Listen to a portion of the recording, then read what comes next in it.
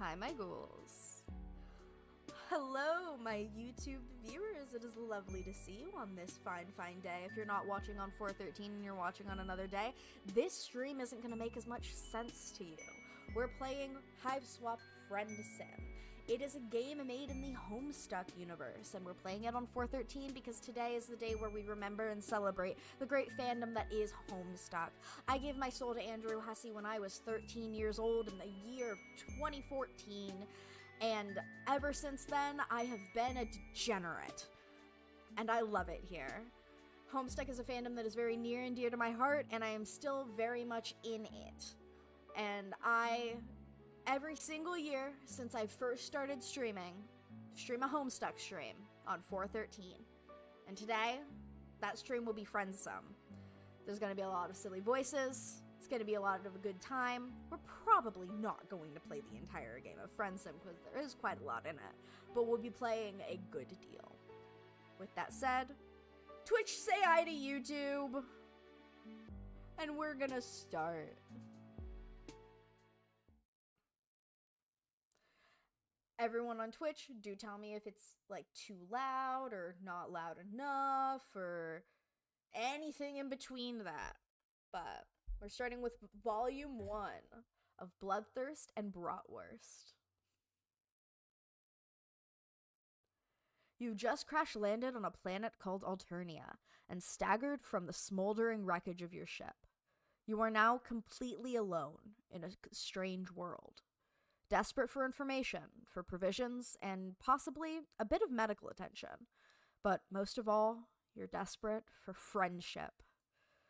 Won't someone on this godforsaken rock be your buddy? Any weirdo will do. You're not that picky. Hang on. What's this now?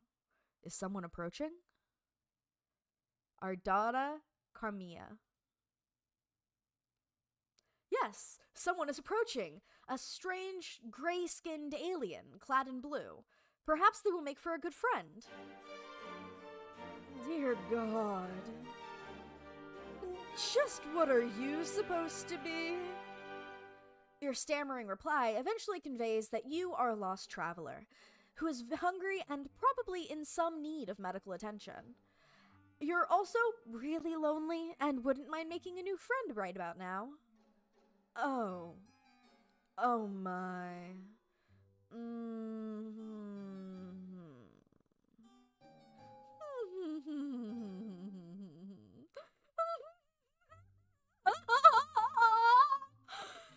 Oh, how funny this is.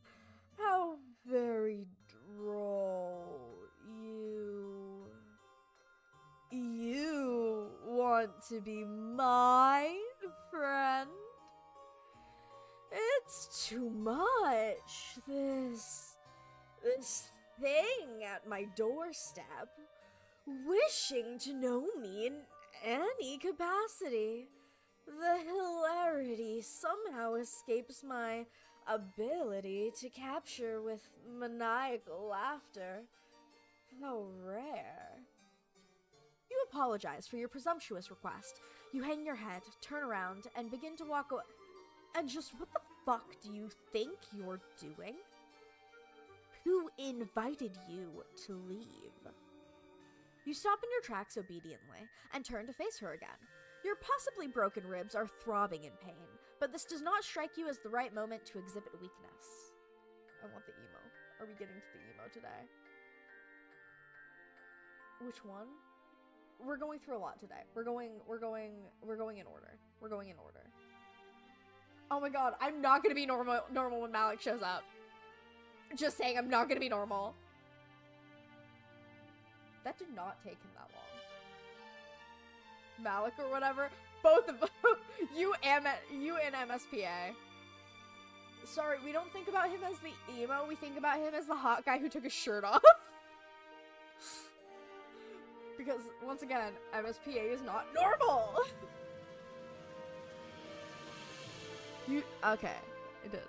It dawns on me that we may have gotten off on the wrong saunter pod. Where are my manners? Ghastly behavior on my part. After all, it isn't your fault you seem to be some sort of hideous freak, is it?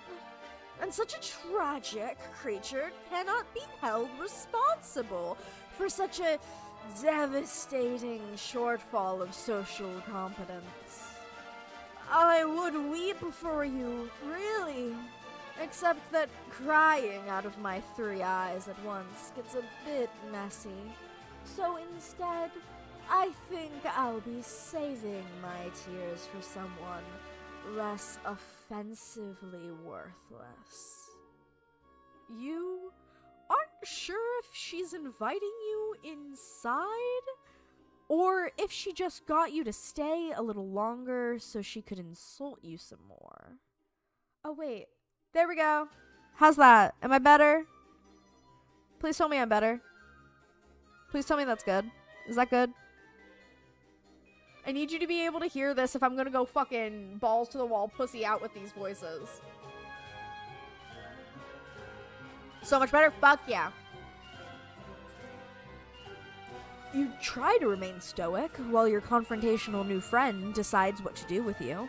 Unfortunately, you sniffle slightly. Oh. Oh my. Oh dear. You're sad?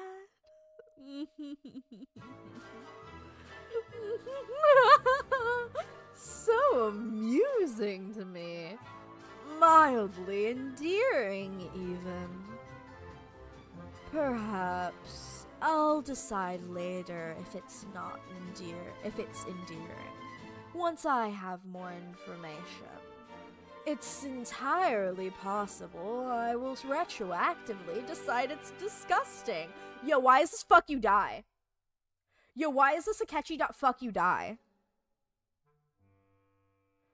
I no longer need the TV at max volume. Jesus, I just got jump scared. I'm so sorry. Anyway, I'm not wrong, am I?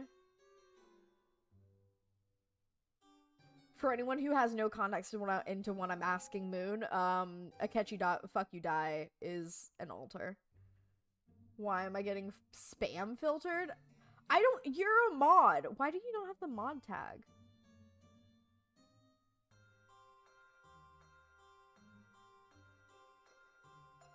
I don't know why it doesn't show your mod tag.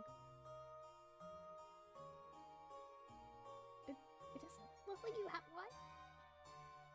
Yes, I am, motherfucker. Yeah, I know you are. I know you are. It doesn't have the little, like, sword by your name, so I'm so confused. Wait, no, I'm not? Oh my god. I can't ban people anymore. Oh my god, 1 second. 1 second, guys. Technical difficulties. My mod isn't a mod. How do I... There you go. Get pranked, Moon. Yeah, sorry, April Fools, I unmodded you. I guess.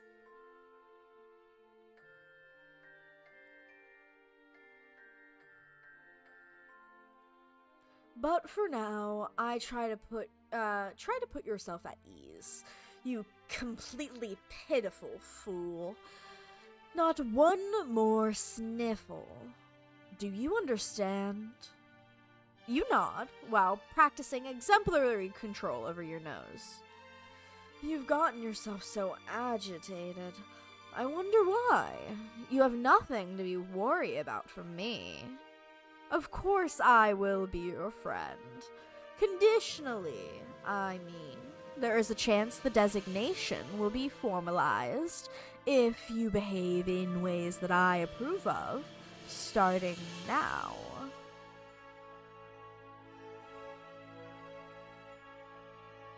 Cootie Pie, once I'm modded, I'm typing you up. Help! Let's call it a friendship in progress. Agreed? Your heart swells. This is what you've been waiting for.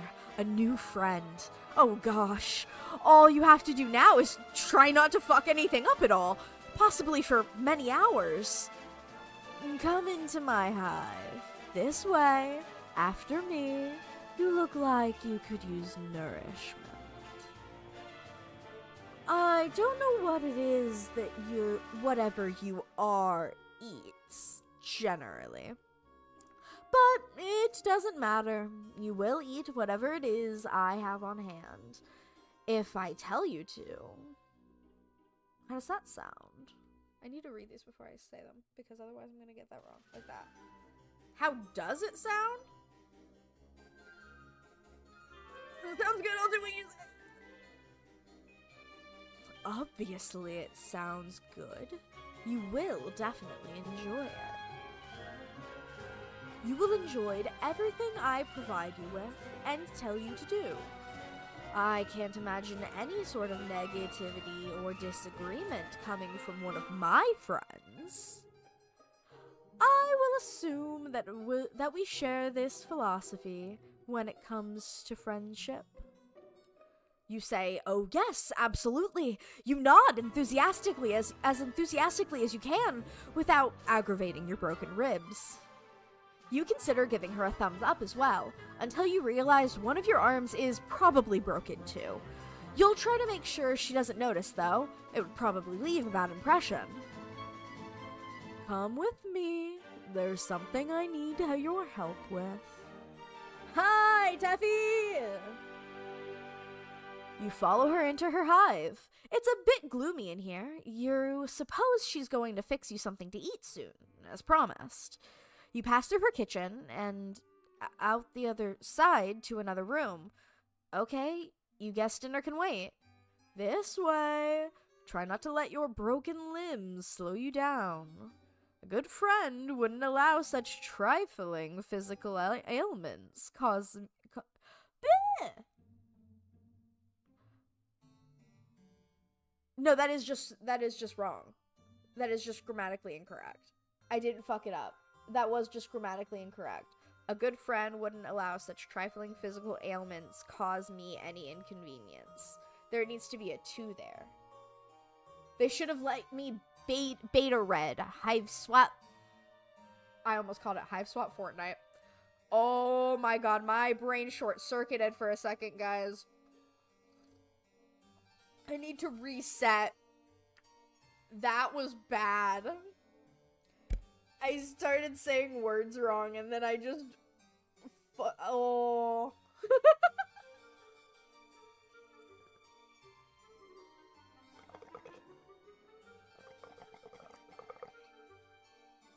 You know, the best thing about me saying I've swapped Fortnite is that my favorite boy Malik, who we will see later, his song.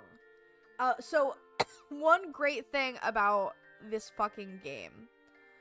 We're gonna go into the credits for a second. So, let's go down to music. We're going down all the way to music. All the music was made by James Roach. And the titles for these musics, fucking hilarious.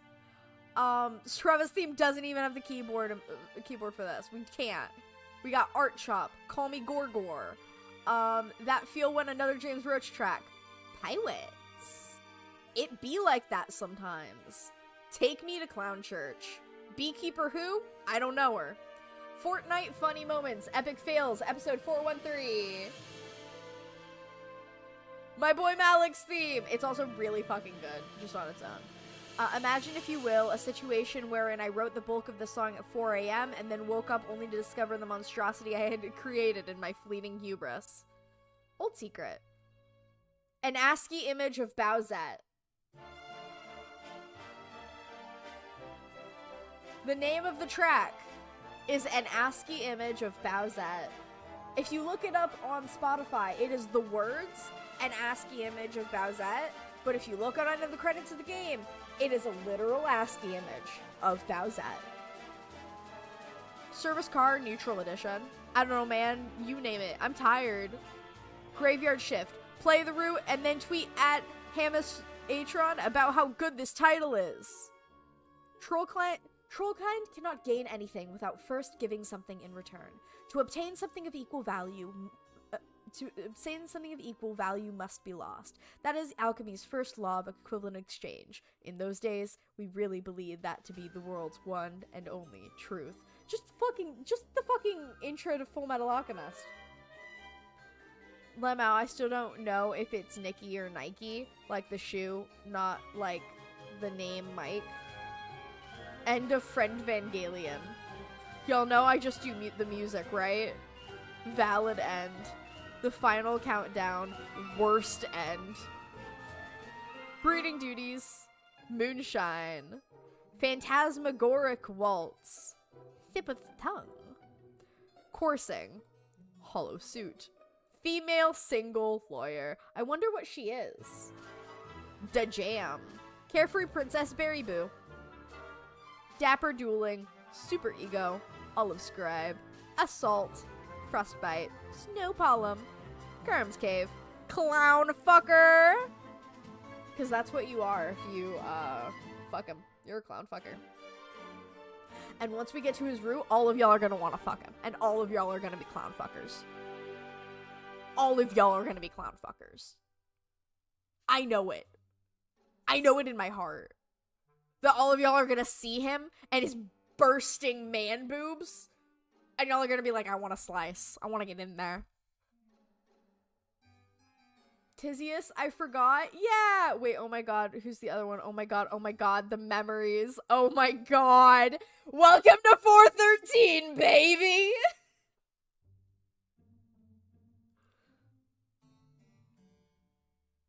We're arguably starting on the most forgettable character, which is sad because Ardata is fucking hilarious. But this game has such a good cast of characters. Also, we will not be doing all routes. We will be doing the first route we get for each of them because otherwise we're definitely not getting through this game.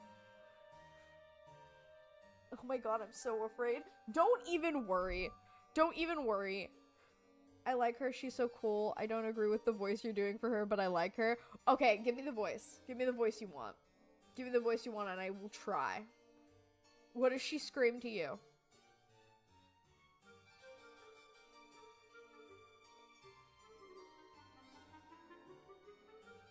Why are you saying bye to him? He's saying hi to you.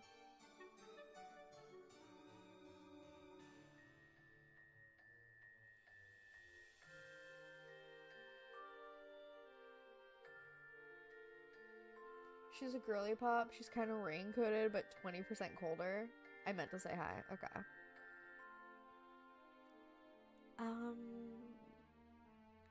You're leaning too formal with it for my brain. A good friend wouldn't allow such trifling physical ailments to cause me any inconvenience. Like that?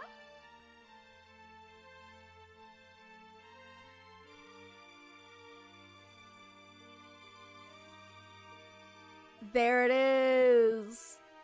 Fuck yeah. We got it! Oh, so you guess she does know you're injured. Fair enough.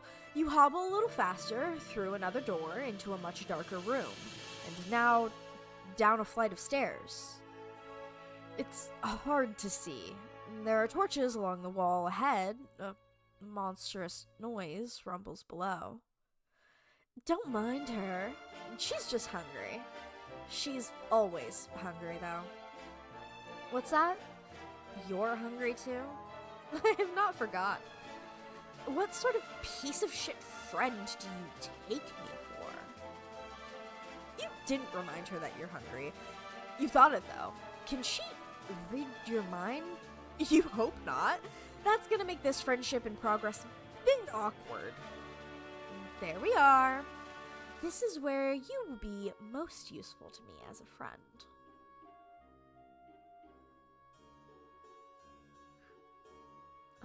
I got a boyfriend. I don't know if you were here when I told Caddy. Congrats. I hope he's normal. Who likes normal? He's my puppy boy for real. He's so amazing. Oh, I love a puppy boy. I know. Love a puppy boy. You know what? You know what? You know what?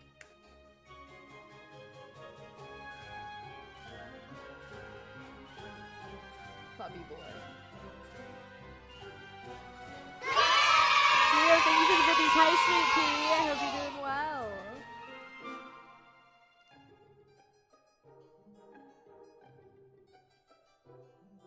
You look around. With a sense of relief, you see no sign of whatever hungry thing was grumbling down here.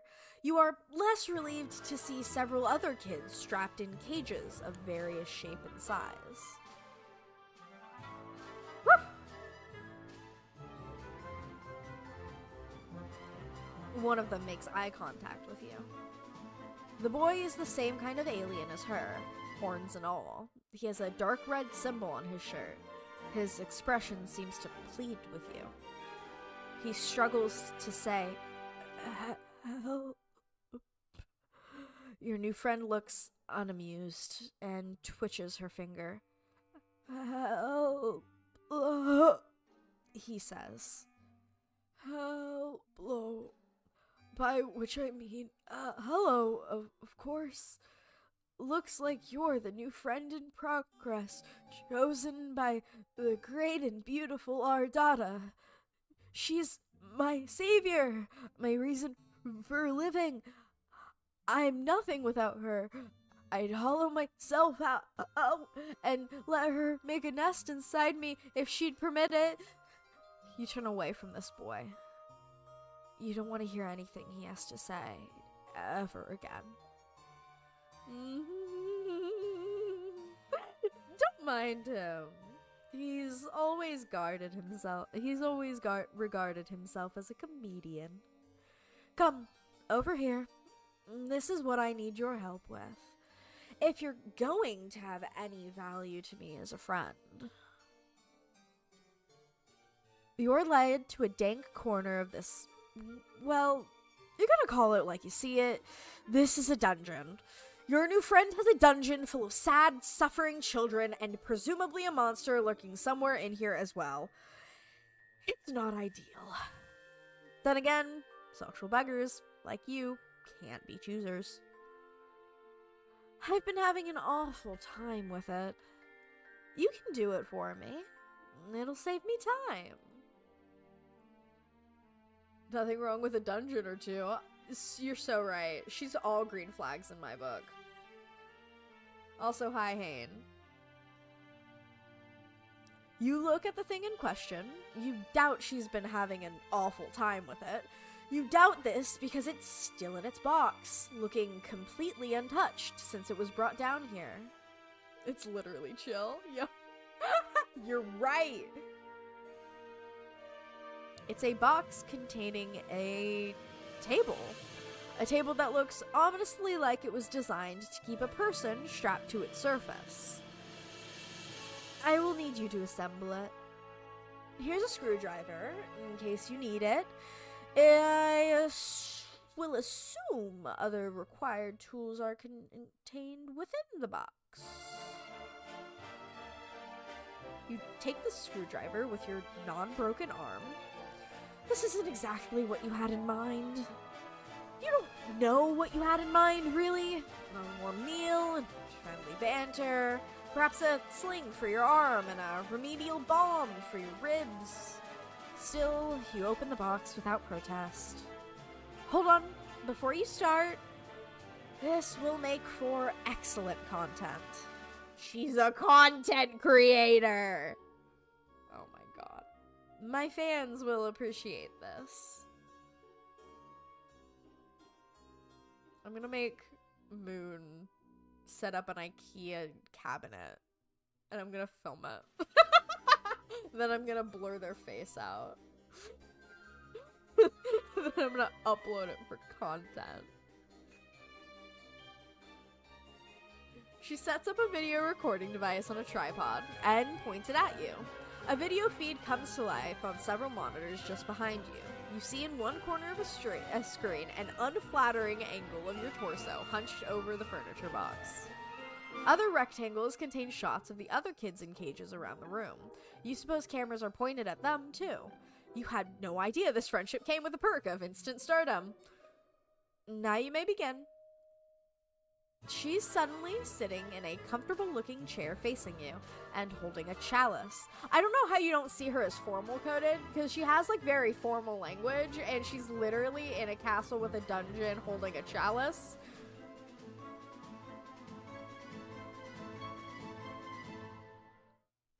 This girl seems, and also her music is like you can hear her music. Oh yeah, but she's fake as hell. This is all fake. It's all for the gram. She's a mean girl with a wallet. But she's like a preppy mean girl with a wallet. Not like a poor mean girl with a wallet. I'm sorry, Rain.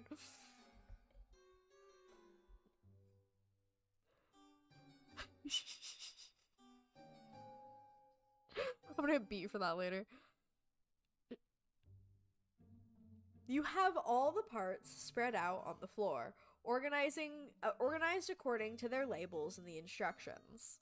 You try to remember the last time you assembled something like that. Shots will be fired during this friendsim stream, yeah.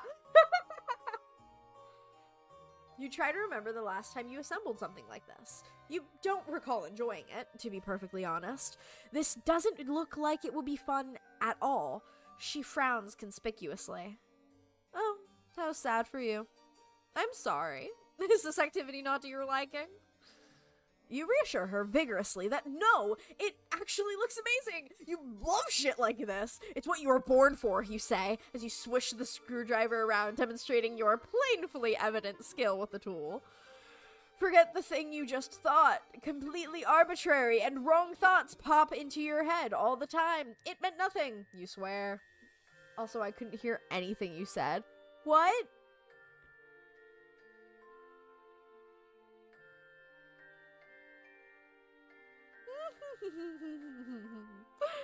Yes, I hear that a lot.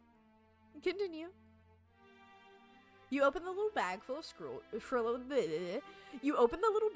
screws. Jesus, there are like 50 screws. Why can't I say screws? If you said something about rain, I didn't hear it, Pookie. Thank you. You my G. You open the little bag of screws. Jesus, there are like 50 screws to this thing. Where could most of these screws possibly even go? Judging from the picture, the table really doesn't seem that complicated. You look at your screwdriver, then study the screws. Every single one requires an Allen wrench. Does this even come with an Allen wrench? The instructions seem to suggest it does. You look around, but don't see one. Did you open the bag too forcefully? Did the Allen wrench go bouncing off into a dark dungeon crevice nearby? Maybe lost some of the screws too. Damn it. I mean, I literally didn't. I'm not helping you. I just didn't hear. Oh shit. Well, I live to see another day. You begin to sweat and look around nervously. You check underneath one of the parts. No, it's not under there. You grip the screwdriver a little tighter.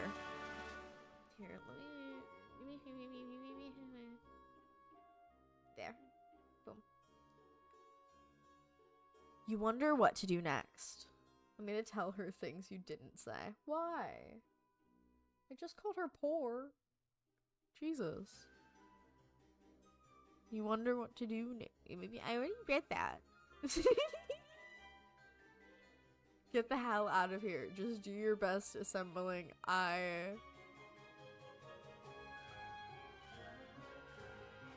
feel like she's gonna make me assemble the table and then put me on it. I'm so real.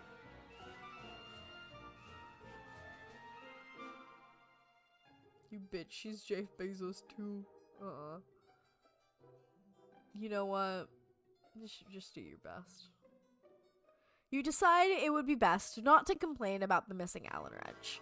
Your friend would probably consider it bad form. You'll just make do and twist in all the screws by hand as best you can. Your broken arm isn't making this any better. You favor the other one and prop pieces into place precariously, leaning against each other while you nudge them into position with your legs so the screw holes align. It's really frustrating work. You're not going to lie. As you're gripping in the first screw, the grooves slip and the screw gets stuck, but you've already turned it too tight. Now it's hard to get it out. You twist in reverse harder, but your fingers slip and the table pieces start to slide. They're going to fall. You react to catch them, but it's too late. The heavier piece tips over and slams you in the broken ribs on its way to the floor. It hits the floor with a bang. The stuck screw pops out and goes bouncing 10 or 15 feet away, settling deep underneath a piece of the dungeon furniture. God, you're probably going to need to get that. You hear a light chuckle. Good. Good. She takes another sip from her chalice and settles even more comfortably into her chair. Is she enjoying this? You think she's enjoying watching you struggle to put this stupid thing together. Maybe a little too much. Nevertheless, you continue. A friend is a friend, and you don't like to let your friends down. You've committed yourself to this project. You'll get the screw out from under there a bit later. Maybe when you need the final screw. You turn your attention back to the table pieces and try a different strategy. You place the biggest part, the table platform, flat on the floor. The legs would be pointing upwards if they were attached. You position one leg in the right spot, in alignment with the holes, sit on the table platform, and steady the legs with your feet. You grab another screw and concentrate. She sounds so pleased. It's strange, you admit, for watching this sort of activity to make someone so happy. But you also have to admit to taking a certain pride in it. It's wonderful, actually, to feel useful, wanted, important even, if only somewhat menially, to a great new friend who has discovered a way for your talents to improve her life.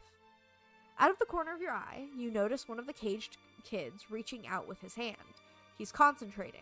Then you notice the screw you lost slowly slide from underneath its hiding place. Nice! Everyone's working like a team down here. Ardata does not look at that kid, but sneers a bit. She reaches towards him, and he appears to have trouble breathing. After a moment, you notice the screw slowly slides back under the thing. She releases him from his breathing problems, resumes her pleasant expression, and takes another sip from her chalice. You guess that was against the rules? You decide to make a note of it. Your friend runs a tight ship down here. You respect that. About an hour later, you have all 4 legs on, plus some other accoutrements attached. You wrestle mightily with the thing to get it upright using your one good arm. It seems she may have forgotten about the final missing screw. You doubt the table needs it. You decide you won't bring it up if she won't. You give it a test. It's pretty wobbly since you were only able to tighten the screws with your bare fingers, but again, she doesn't seem to mind. She reclines and has a look on her face which makes her appear absolutely enamored with your handiwork. She has finished her drink, and the chalice is on the side table. Some awful-looking thing crawls along the floor towards her. It looks like some sort of spider, the size of an average dog. Its abdomen is preposterously large. Actually, you think it's a huge tick? That's what it looks like. It settles just in front of her. She puts her legs on top of it and crosses them. It settles under their weight and grumbles. Let's try it out, shall we? You shrug and sit down on the rather rickety table. You're about to lie down, but she interrupts you. No. You fool. You absolute fool.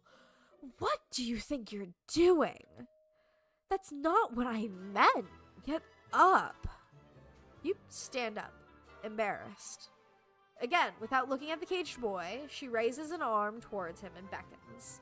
He stares blankly and opens his own cage, which apparently wasn't locked. He shuffles vacantly over to your table and lies down on its surface. She looks at you expectantly. You aren't sure what to do. What? You don't think I'd be playing You didn't think I'd be playing table stickball on this thing, did you? You aren't sure what table stickball is. Oh, you really are pretty simple, aren't you?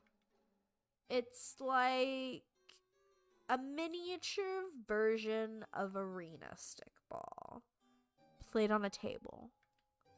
Got it? You don't, but you nod. Now, go for it. You shackle the kid's arms and legs to the table. That seems to be the right thing to do, since the thing comes fitted with shackles. She gets up and lifts her huge tick-like pet. It makes more grumpy noises. She plops the enormous thing right down on the kid's chest. He appears rendered unable to protest. The tick bites down on the boy's neck and begins to feed. She smiles and pats its swelling abdomen. Dark, rust-colored blood dribbles from the place where it has attached to the boy's neck. Moments go by, while she looks gratified by the process. Proud, almost. Then she looks at you expectantly. Well, you don't know what she means. The final screw. Aren't you going to retrieve it and screw it into wherever it needs to go? The job isn't done. I don't keep the company of many individuals who leave things unfinished, you know. Of course. What were you thinking? You should have known your friend wouldn't let that go unnoticed. Actually, you feel like an idiot for thinking it would. You stoop very low to the ground, on your knees, placing your cheek just above the floor. You peer under the large edifice. It's dark in there, and goes back a ways. Lots of room for that darn little screw to roll. You take a few pitiful swipes with your good arm, then come up empty. It must be further back. You think you can see it? Yeah, that must be it. Just a little further now.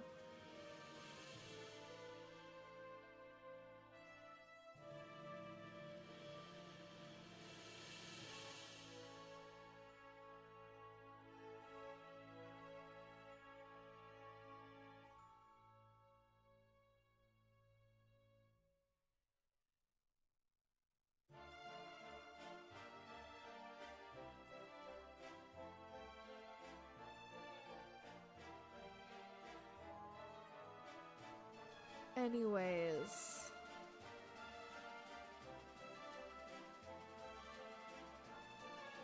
You have an idea. A tool would be helpful. You liked that? I was kind of waiting for you to do it, but...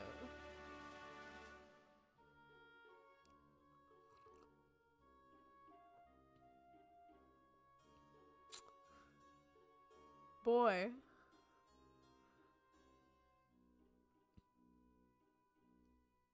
That was wild. Chat. None of y'all have any context for what just happened, but what just happened in chat was wild.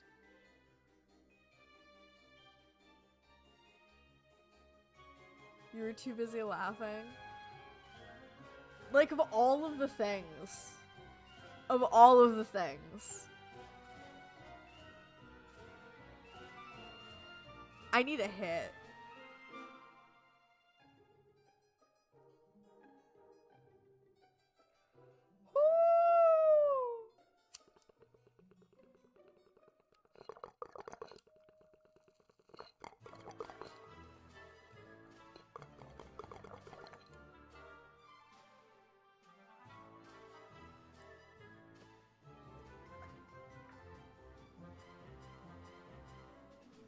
Okay, we're back to it. You have an idea. A tool would be helpful. Guess a screwdriver will come in handy after all. How did she know? Your new friend must be very wise. Why do I feel like I said that, like... Why? Oh my god. I was like, why am I forgetting her name? Because I just smoked 3 hits in one. Queen of Russia... Catherine the Great. Did a ne'er-do-well showed up? Moon's ex showed up.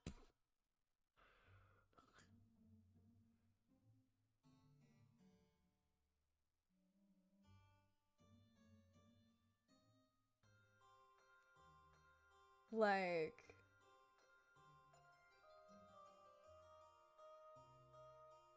No, I'm not gonna say it. I was gonna, like, totally give a fucking debrief of what just happened in chat to everyone, but, like... Y'all don't need that context. As much as it would be so fun to gossip about relationship stuff with my fucking ghouls. Y'all don't need the context.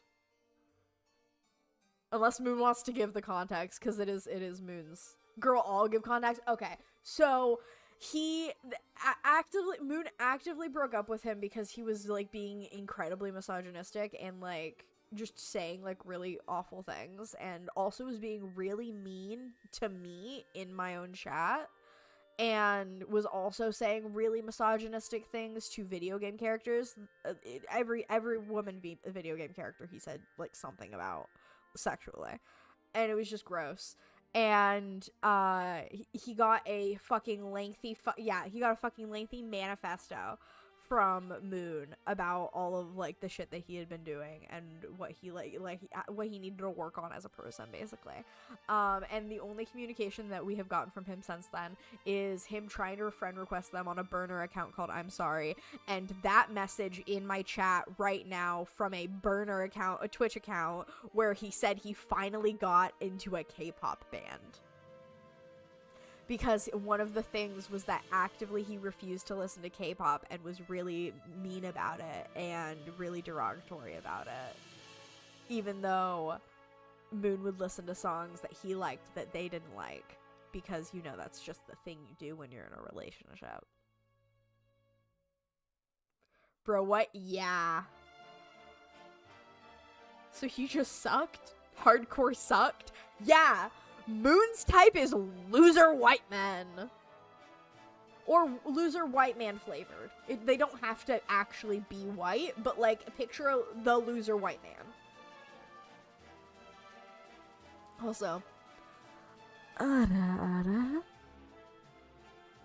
There you go, Elka. Thank you for the Ada redeem.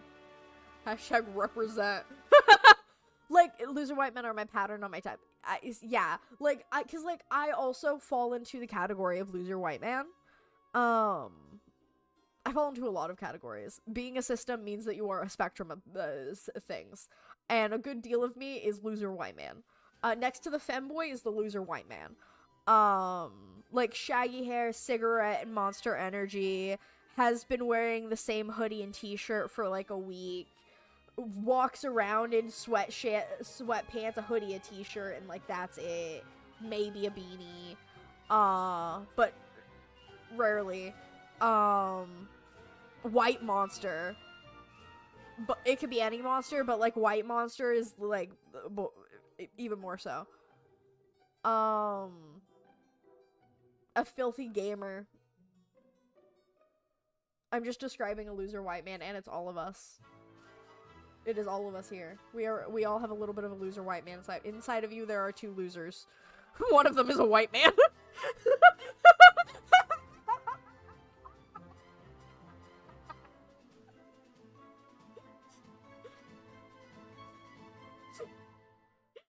I liked that too much.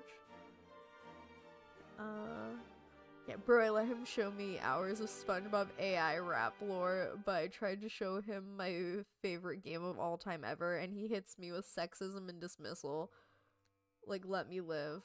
Anyways, loser white man, hit me up. I'm hashtag available, kinda. Yeah. I'm a winner white man, so I wouldn't get it. Hey, and I love that for you. I'm a loser white they, if that counts. It does count, considering I am a they, he, it user. I'm not all man, but like I said, there are two losers in you. One of them's a white man. Good nap for a bit. You have a good stream, you beautiful bastard. I hope your nap goes well, Elko. Thank you for dropping by. You know what? For inclusivity, white men hit me up. Such silly. I've had enough white men in me. Much. Good up mid. Mid. Just hard mid. I get you. God, I was so tired, but the adrenaline from that has floored me. Oh, you have literally not been able to get proper sleep, babe.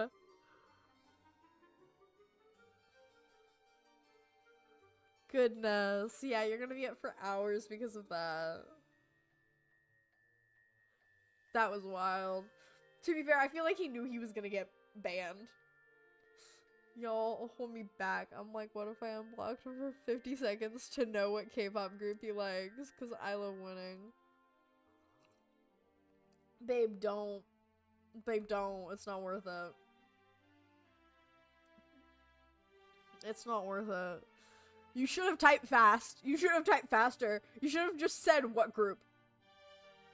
And like, if you had given him a question, I would have waited until he answered to ban him. I know. Yeah. I was laughing too hard. That's kind of base. Unblocking the X is never the play. Yeah. Especially because, like, you kind of knew that he was misogynistic going into the relationship.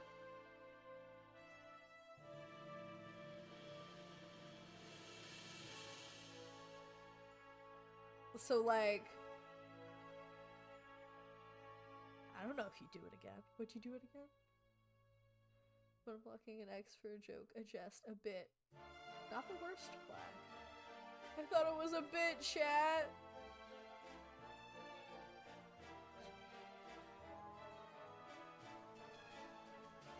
Yeah, I saw that. I was like, holy shit. Holy shit, that's in my chat. That's wild. Yeah. Back to the game. You have an idea. Screw it tool would be helpful. Guess the screw will come in handy after the screwdriver will come in handy after all. How did she know? Your new friend must be very wise. You think you're liking her more every minute. You grab the screwdriver and feel around with it. Yes, you got it, you think. You carefully scrape it closer to yourself and then pick it up. You then go back to the table and find the one remaining hole you left unscrewed. You slide under the chair as a mechanic would with a car. There it is. The table is creaking and wobbling quite a bit now. The tick is really getting into its dinner, it seems. All the loose screws in the table have added up to a lot of give and leeway with the overall stability of the furnishing. Maybe the final screw will help. Our data has returned to the setup with the monitors. She's adjusting some angles on the feed, controlling the zoom of the cameras, and typing some remarks into a chat window.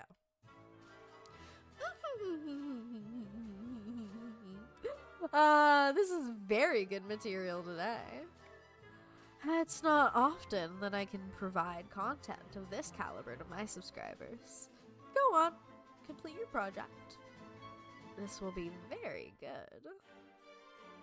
You still think it's weird that she likes watching you put furniture together so much, but you're not one to judge friends. Sounds like a great way to lose friends, honestly. You screw in the final screw, but the stresses on the table are causing the holes to be misaligned. This won't be easy. The huge tick shifts its grotesque body above you, causing the table to creak loudly. You nervously slide halfway out from under the table to check it out. Then a loud pop. Then the sound of scraping metal. 6 or 7 screws shoot out of the desk like rivets in a sinking submarine. With what a piece of shit this thing is, you think a little too late. You really needed that Allen wrench. All 4 legs splay dramatically out from underneath it all at once, like a baby deer on ice. The table platform comes crashing down on your lower torso, breaking your pelvis. It bellows in pain. You bellow in pain and flail to pull yourself out. You forget that you're still holding the screwdriver. In your desperate flailing, you plunge the screwdriver into the fat abdomen of the tick, which begins gushing rust blood with great force, spraying your entire upper body and face. The beast starts thrashing wildly and screaming. You can't see your new friend due to the blood in your eyes, but you can't imagine she's thrilled about what's going on. Your annihilated pelvis is in perfect agony. You have to get your miserable torso out from under the shitty table. You have an idea. With your broken arm, you start slapping the big ass of the screaming tick. It's holding your button. With your broken arm, you start slapping the big ass of the screaming tick while yelling, "Yeah!" You clutch the screwdriver handle with your other hand hard. The blood-gushing tick starts kicking and rearing, then blasts off across the dungeon floor like a pig at a rodeo. You hold on for dear life, still blind.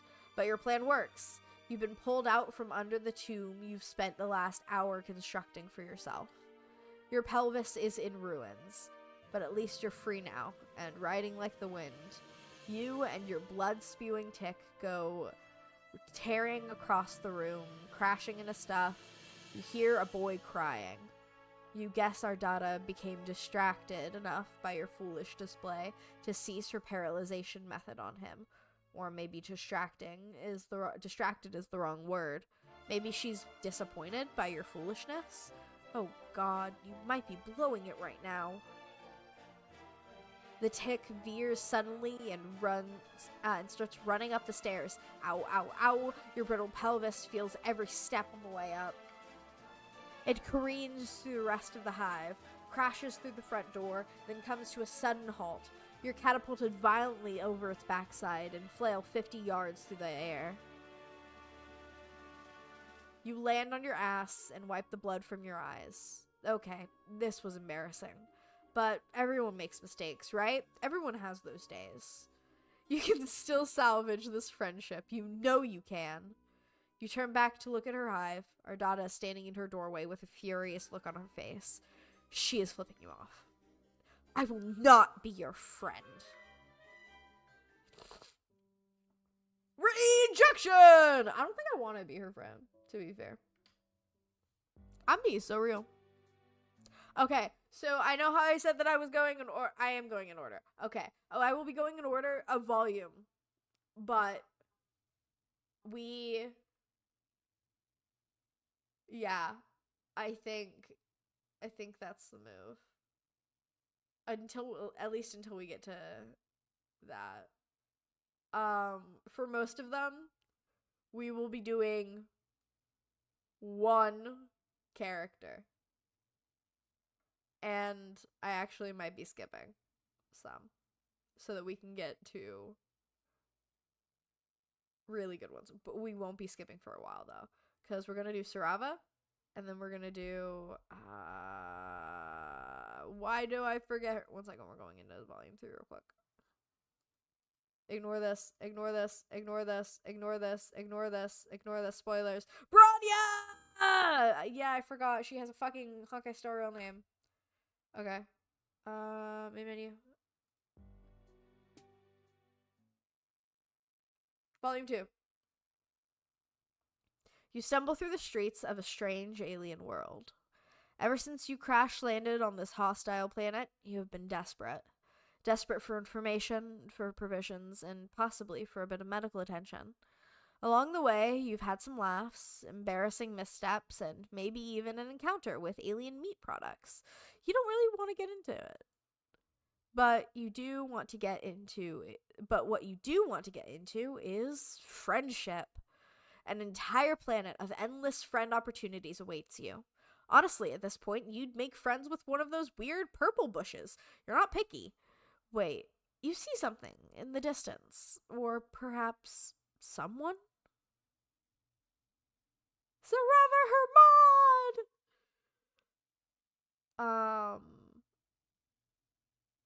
But I'm blocking videos, I think. You ever just prank a man live on Twitch? Think of the thrill. How would we prank a man? Money.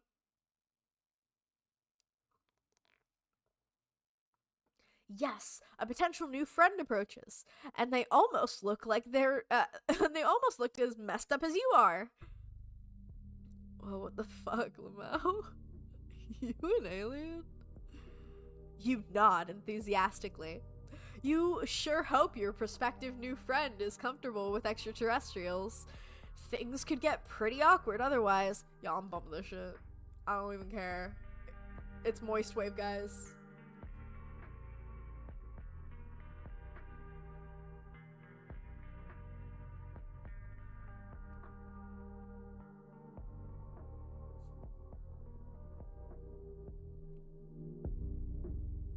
Fuck. Okay, yeah. Fuck, yeah. Fuck. Okay, yeah. I have to test how loud I am with how loud the music is so that I can know if the music is, like, too loud for you to hear me well. But I want that shit bumped.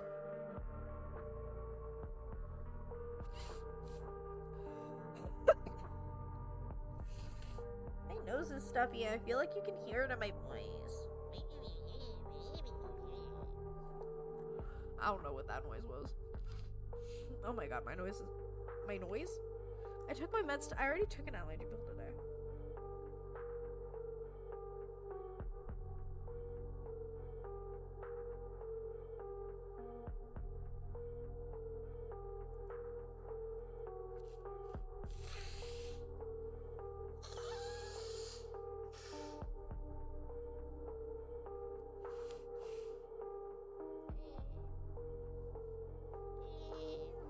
I'm gonna mute my mic while I do this.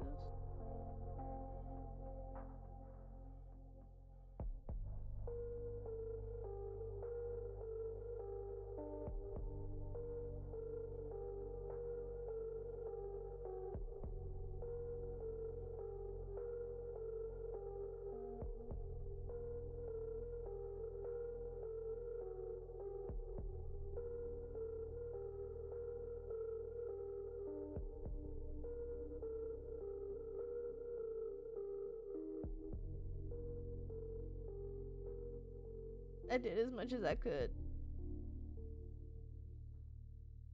You nod enthusiastically. You sure hope your prospective new friend is comfortable with extraterrestrials. Things could get pretty awkward otherwise. You should really, like, not be outside, LMAO. Freaks like you get picked off by drones in a hot second. No offense, LMAO. You don't like the sound of being picked off by drones. That would really inhibit your companionship plans. You hastily explain to this strange one-eyed troll that you crash-landed on this planet and are in desperate search of friendship. Your plight seems to move them. Well, shit. If you really don't have anywhere to be... I promised I wouldn't do it. I promised myself I wouldn't do anything cold risky. But what the hell? I'm LMAO. Come with me. Name's Sarava, by the way. You follow Sarava down a twisting stretch of road. Wow, this is going great already. You bet you'll have a new friend in no time. Alright, here's my hive. You can hide out here for now. Got a lot of followers who are pretty into aliens. They might get a kick out of this, LMAO. You look around Sarava's hive in awe. They sure seem to have a batshit crazy taste in home decor. Checking out my aesthetic. I worked pretty hard putting this place together. It's all about the look and the BG when you're streaming, LMAO. Don't want my fans to think I live in a fucking dump and spend most of my days depressed and crying, LMAO.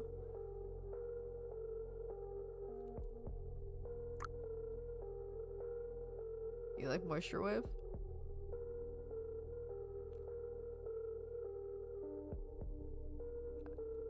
I don't want to fuck this one up as much. So what the fuck is Moisture Wave? Seriously?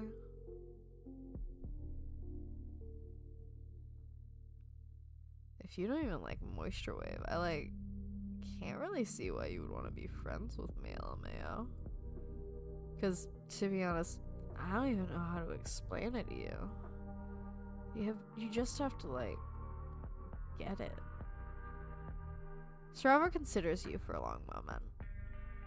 Actually, yeah. This isn't gonna work out. Get out of my hive. No! I just wanted to see what he would say if I went, what they would say if I went. What the fuck is that? Oh yeah, I love it. You have no idea what the hell a Moisture Wave is, but you don't want to offend your new friend. You tell them you love it. Word. I'm actually streaming some chill beats as we speak. Check it. They gesture towards their strangely bulbous alien computer. On the screen is a GrubTube channel. Lo-fi, aesthetic, incubated beats. Wow, They sure have a lot of subscribers. You asked them if they drew, that very nice anime girl they're using as the splash art. Nah, I just ripped it off some Eastern Alternian movie and recolored it to look like me. Fucking nailed it, LMAO. You nod vigorously. This is very impressive. Yeah, I'm kind of a big fucking deal online. I built up my own streaming empire. Worked my ass off, LMAO. Nursed these beats to health from tragically ill sample loops. It's not all fun and games, though. The life of a popular online guy. You can't even imagine the hardships I've gone through. All in the name of lo-fi, chill-hop, aesthetic, moisture wave beats. That shit keeps me up at night. Him and Dave would get along so well. They would get along too well. Sarava looks into the middle distance pensively, their one eye filled with poignant emotion. You never knew the life of a streamer could be so vaguely filled with torment. You are moved to cry a single tear. Yeah, you get it. You're really vibing with my emotional frequency, my dude. You know you gotta suffer for popularity. You nod enthusiastically. You don't think you've ever been particularly popular, but you're very good at suffering. This is going great. Sigh. I wish I could say more. Really get all emotionally vulnerable and share my tragic backstory. But ever since the incident, it's been so hard to trust new people, LMAO. You feel me? The incident? This is so tantalizing.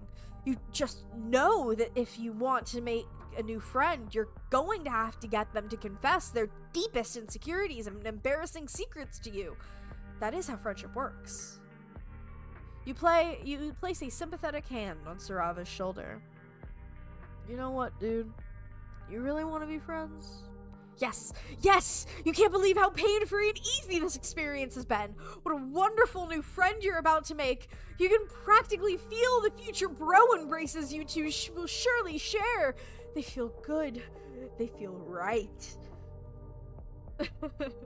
You sure are eager.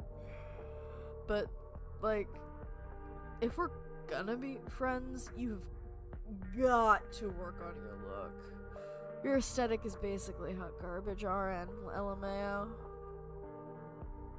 My followers can't see me hanging out with a fucking rando like this.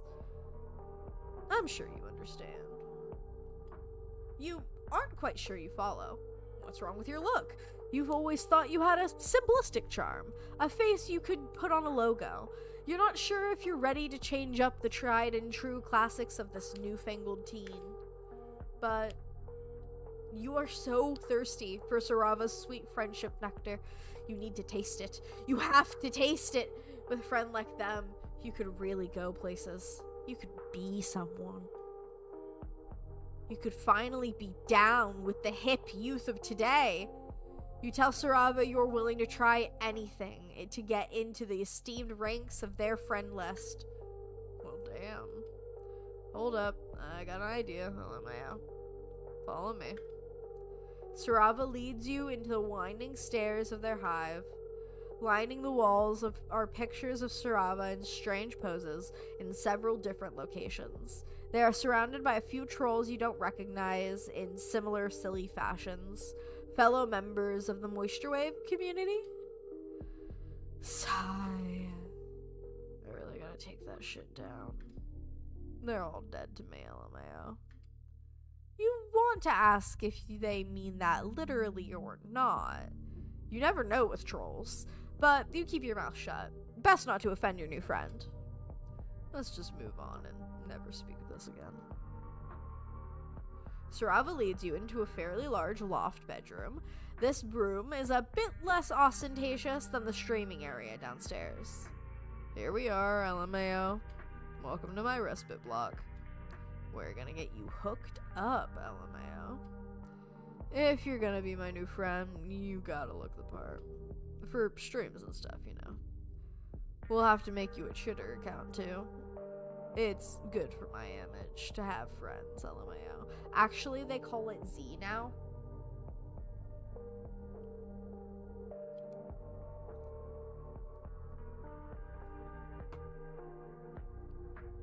It's not Chitter anymore.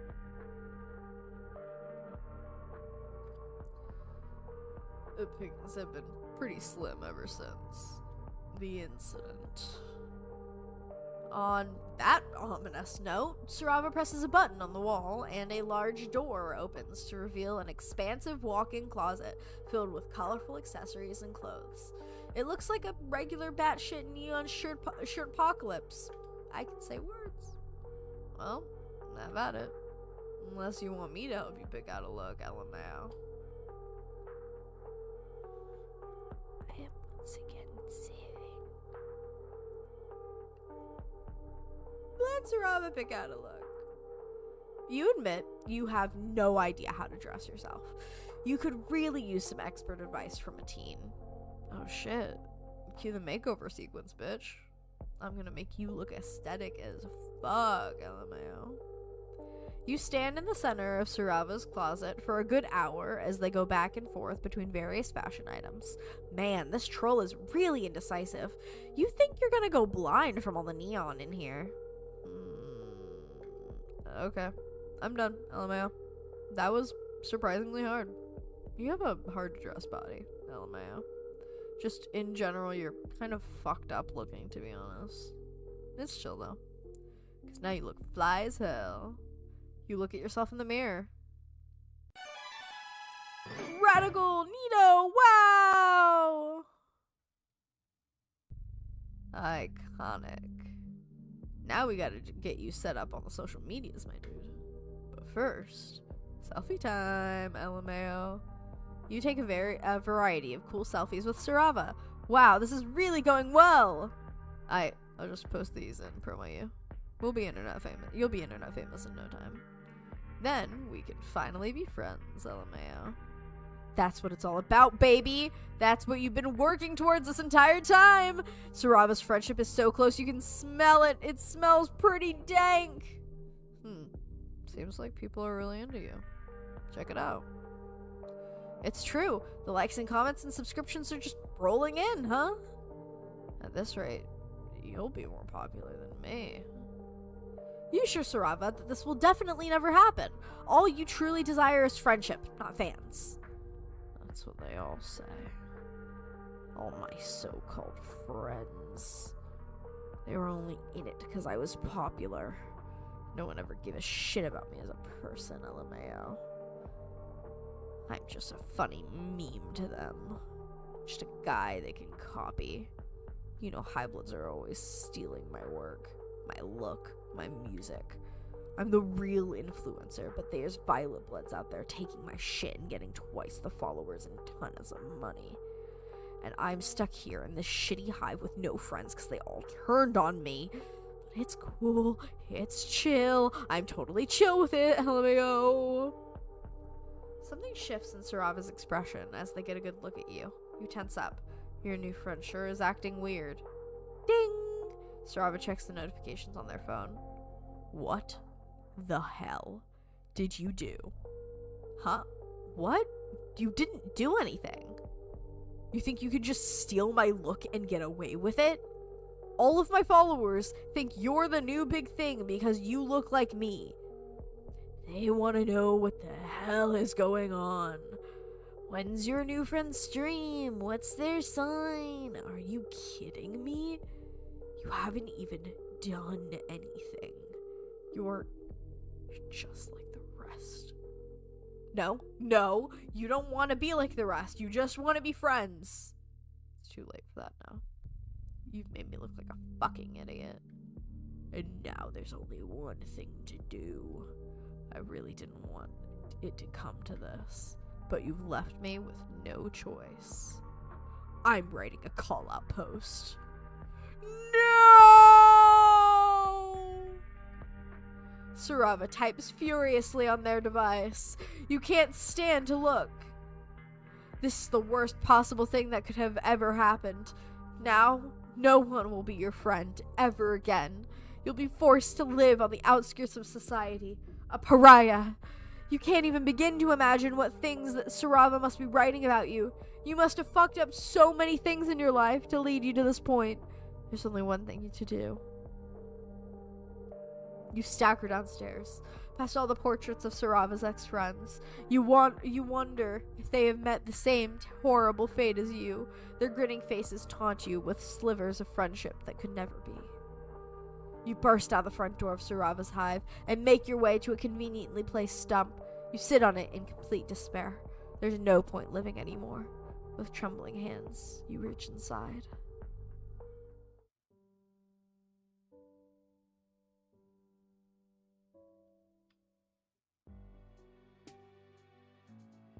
Don't write call out posts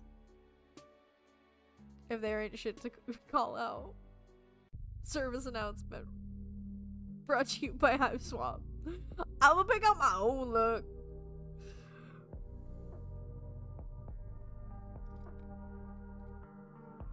You let Sarava know you are completely comfortable picking out your own look.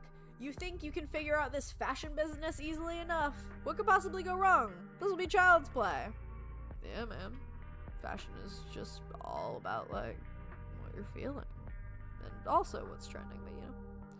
We're the ones that start the trends. You strike me as a real influencer, LMAO. Go for it, my dude. You enter the closet tentatively. As soon as Sarava is out of sight, your stupid ego deflates with a farting balloon. You don't know the first thing about the hip youth alien fashion of today. This is gonna be an absolute shit show, you reckon. You're fully prepared to make an utter fool of yourself.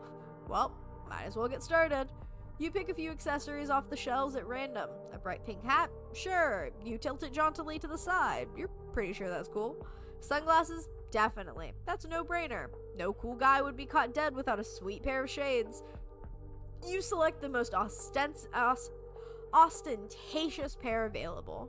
You think you're getting the hang of this moisture wave aesthetic. You just have to look like the biggest tool possible. Several accessories later. Radical, neato, wow.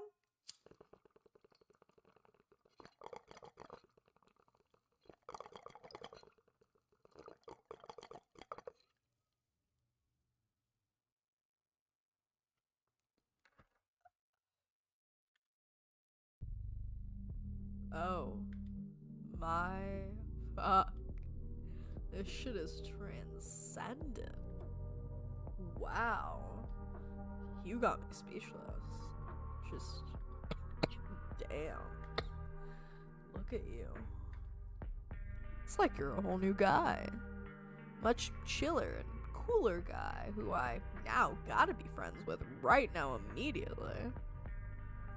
Now all we gotta do is debut you to my hundreds and thousands of followers, LMAO. This is gonna be fucking great. Let's take some selfies. Your heart is soaring. You did it! You really did it! You're down with the kids, and now Sarava wants to take the coveted selfies with you! This night couldn't be going any better! You may look like a complete asshole, but if it can win you popularity with a bunch of alien teenagers, then an asshole you will be! Selling out is amazing! Well, what are you waiting for? Baby, what you waiting for? Welcome to my candy store! Get over here. We're gonna take some fees. You pose with Sarava for several selfies. They put their arm around you in a gesture of newly formed friendship. You are beaming with friend pride. Oh, hell yeah. These are turning out great. Damn. You're killing it. Now, all I gotta do is post them. Sarava fiddles around with their phone for just a while. You're so nervous. You've never been internet famous before. You hope the new fame won't change you too much. Or maybe you do hope it will change you. Change you into someone with a ton of friends. And the likes are rolling in. Oh yeah. I live for this shit. This one guy is asking if you want any of your quadrants filled. Oh, and this girl loves your shades. Damn. A lot of people are asking if you're single, LMAO. Don't go for it, though. My followers are fucking freaks, dude. You aren't quite sure what filling a quadrant is. Sounds like some kind of fucked up alien ritual, but if it's anything like friendship, you are all for it. Welcome to my twisted internet fame, LMAO. Let's chill out and listen to some beats. You vape? I got a pretty juicy rig downstairs. Yes, I vape. Let's go. Let's go. Before you know it, you're sitting on Sarava's couch, watching them finagle with a horrifyingly elaborate vape rig that appears to be made out of some sort of living larva. You don't want to know. Sarava places their mouth on what surely must be a bug anus and inhales deeply. The rig makes an awful high-pitched rattling sound. You think you're going to vomit. Oh man, that's the good stuff. Here you go, my dude. You take the trembling insect into your hands. Well, here goes. Your final hurdle to eternal friendship and popularity. You vape vigorously, inhaling as much as you can. The vape fills your lungs immediately. It burns. A lot.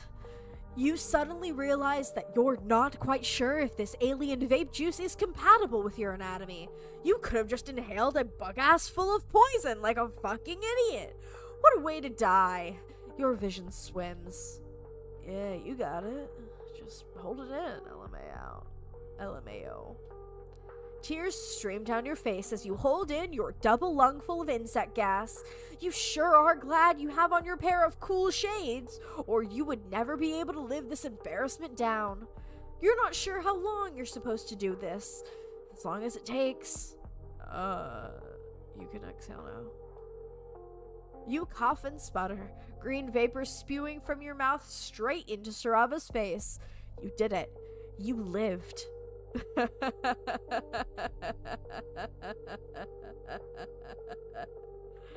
Oh man, that was sick. You feel your head feels light and woozy and you giggle. Yeah. The two of you kick back and relax on the couch and you stare up at the ceiling. Whoa, when did that huge wasp nest get there? Crazy, man. Sarava's music suddenly sounds a lot more interesting. Dude, today has been way chillier than I ever suspected, LMAO. You are officially my best friend for life. Just promise me you'll never betray me, LMAO. You promise. This is incredible. You love your new friend. You watch as they effortlessly take another huge rip from their vape rig. I've been burned in the past, LMAO. It's not easy being popular online, especially as a low blood. I used to be such a fucking big shot. Got into sassy fights with high bloods on shitter. Always had some shit to say, LMAO. Then shit got out of control. I'm a psionic, so bitches started reporting me as way more powerful than I really am, LMAO. Trying to get me all enslaved and shit, so I couldn't keep up with my shrooms. It's all jealousy, you know. My stupid ass friends all turned on me so they wouldn't be targeted next, LMAO. So I took matters into my own hands, gouged my fucking eye out. It was sick as fuck. Can't use me as a battery, bitch. Still got a big following, but I don't really talk online anymore, LMAO. Better to just stay under the radar and not piss people off. Just be chill. And if I don't get close to my followers, they can't try to use me. Of course, that just means I no longer have any goddamn friends, LMAO. Well, until you. You are truly moved. What a special bond you have formed with your new friend, to have them open up to you about their darkest secrets. This is the most magnificent and transcendent moment you have ever experienced. The two of you share a beautiful and tender bro embrace, the likes of which will never be replicated in this known universe again, for all time, forever. Probably. You don't really know. You're high as fuck right now.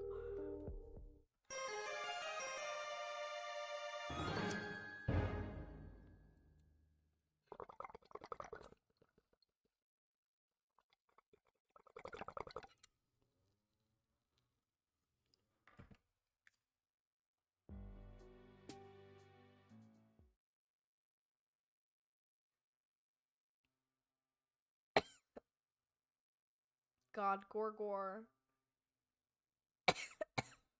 Gorgor.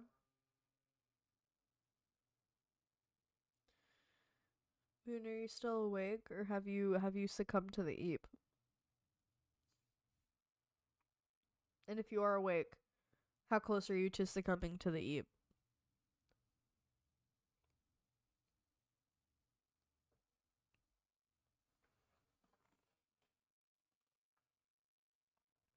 Moon.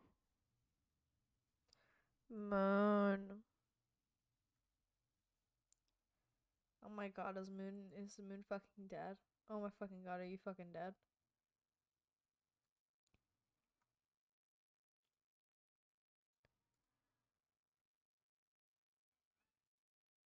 There. I'm in the other room. What? Talk loud.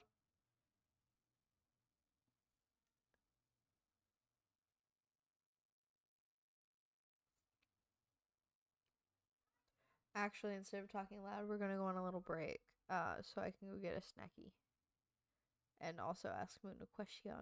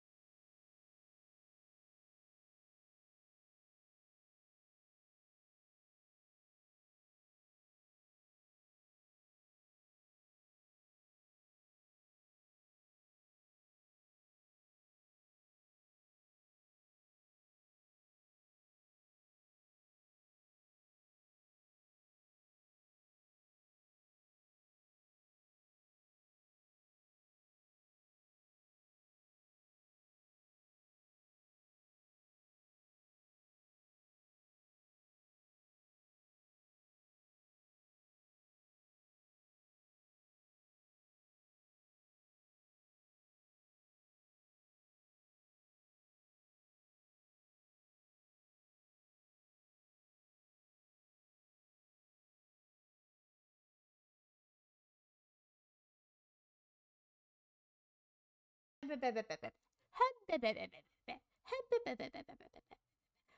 I'm back. Hey guys, we're back. The stream has started once again. I am back. Shut the fuck up, Cardcat Vantis. No one wants to hear you sing anymore. We're tired. We're sick of it. We're done. Okay. Let me pull up the stream on YouTube because I haven't pulled it up yet. I'm smart like that.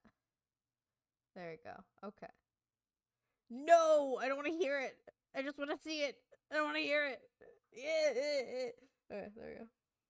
And it's already the perfect size to go over my OBS. Yay! Okay. We're going to do Branya, Gorgor, and then we're gonna go all the way over here to Project 11, and then we're gonna go back and do these, because, like, there's lore, and doing them out of order, you kind of don't get that lore. But technically, we need to do both sides, but we're just doing one. Okay. Putting one foot in front of the other, you continue on through this strange alien world. Just when you think stuff is beginning to make sense, it all slips through your fingers and becomes even stranger and more alien. There does, however, seem to be one thing that remains constant through all planets and walks of life. That thing is friendship. You are on the prowl for more. It would have perhaps been wise to stay with one of your wonderful new friends until you are fully healed. But, as Martha Stewart said, visitors, like fish, begin to smell after 3 days. You are almost positive Martha Stewart said that. My fingers? Your fingers? What's up, Gobby?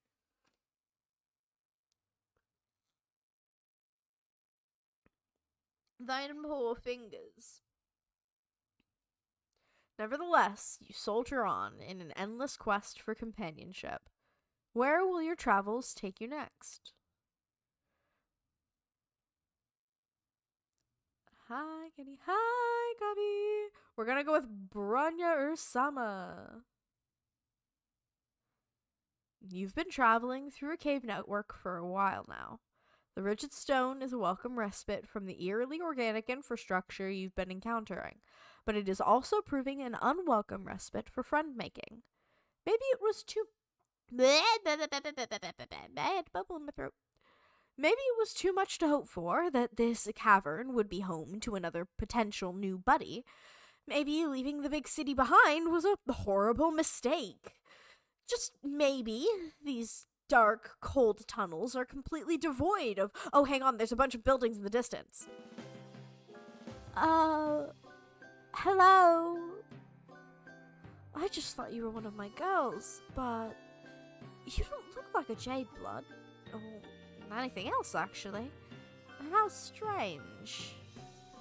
You convey your usual spiel regarding your circumstances. You are lost and lonely, and your ribs are still broken, you think? Honestly, the ribs are fine. You could just use another friend or two. I see. My first responsibility is to my Jades and the Mother Grub, so I can't make any promises of friendship just yet. But you do look like you need someone to take care of you. Here in the breeding cabins, we follow a few simple rules. 1. Don't invite drama from up top down below. 2. Protect the Mother Grub. And 3. We have no hierarchy, but do what I say. Let's do everything we can to keep our current record of dozens of sweeps without any Jades being culled. You're not sure what half of those words mean, but you nod your head. Good. I'll take you to our hive. Follow me. You follow her to her hive, which looks like a school or some kind of dormitory with multiple rooms and multiple floors. Usually more of my jades are around. I suppose everyone is out watching the Imperial drones arrive with the filial pals. Girls, we have a visitor to our caverns! 1. Don't be alarmed by their bizarre appearance. They seem to be harmless, but quite weak.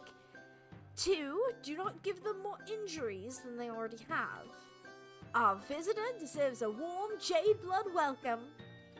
She claps her hands. No one else is around, but you stand to attention and give her a thumbs up to show that you read her loud and clear. You notice that she called you visitor and not friend, but that's okay.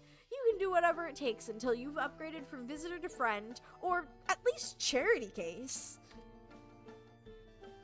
You follow her upstairs, and she stops at a big room on the second floor. When you step into it, you have to clap your hand over your mouth to keep from gagging at the revolting sight. There are big, baby-sized larva-looking things all over the floor, squirming around and crying and inchworming out of kiddie pools of green slime. What the hell? This is our nursery. Most of these wigglers are sick or injured, so we look after them in here until they're well enough to go back out to the caverns and spin their cocoons. She looks shifty all of a sudden, giving you some side-eye like she's sizing you up. You try to look very non-threatening and also 100% trustworthy. We keep this nursery on the down low. It's not against any laws, but it's something of a break with tradition to save any grubs instead of just letting them die. To tell you the truth, I'm not sure why we do it. I guess it just feels right for me to take care of them, the same way I take care of my jades. A nursery, huh? You look around with this new information. You guess you can sort of see how the wigglers look like babies. You can't believe that one of these things could grow up into anything that looks like Branya, but this is an alien planet, so who knows? She takes you over to a shelf that seems to hold medical supplies. You're not sure what can be done about your broken ribs, but maybe she has some kind of alien technology that can help. But when she starts going through the cabinet, you don't see anything that looks high-tech like the thing that fixed your arm. I guess that most of what we have is stuff for wigglers, and I'm not familiar with your bizarre anatomy to help with it at all. But if you're not completely sure how to do something, it's best to try anyway. 1, if you fail, everyone else can still learn from your mistake. 2, maybe you won't fail. You never know. You're not so sure about applying this ethos to your broken ribs, but she looks so determined, it might be rude to say no. Go for it! My ribs are already broken, so where's the harm? Okay, come here. Lift up your shirt so I can get to your injured bellow sack and... Okay, come here. Lift up your shirt so I can get to your injured bellow sack enclosures. Yes, like that. Turn that part that's all bloody and horrifying towards me.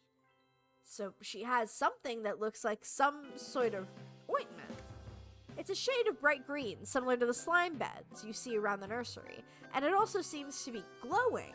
Seems like there's nothing wrong about applying it to your skin, but despite your optimism, the second Branya rubs some of it to your broken skin, you feel a searing hot pain like you just got doused with poison. You flinch back instinctively. Your momentum carries you too far, and as you step back, you trip on something behind your feet. You cartwheel your arms, but it's no use. You're going down, you're yelling timber. You feel something soft and squishy break your fall, and you hear a terrible squelching noise and some kind of animal squeal. Oh look, it's a cute demon voice. Hi, Hayren. I hope you're doing well. You have fallen right onto one of the wigglers. You roll off of it, but there's no use. It's squished flat, and they're covered in olive fluid that you think might be its blood. You look up to see Bronya's horrified face, and know that there's no hope for friendship making in those vengeful eyes. And then we go back, and we pick that one. Thanks, but no thanks. I'll heal mode just fine. Oh, well, if you're sure. I I'm worried about you, though. You seem like you need help, and I wish I could help more. If I can't take care of someone, I'm not sure how we can ever truly be friends. You try to cheer her up, pointing out that friendship is a two-way street, after all. She doesn't have to concern herself with your mutilated frame. How can you help her instead? Well, sure, if there are things around here that... I am doing well, Heron. You ate your croissant? Good. I'll open up my snack. I haven't eaten today. Well, actually, no, that's a lie. I ate. My work pays for my lunch. It's very cool.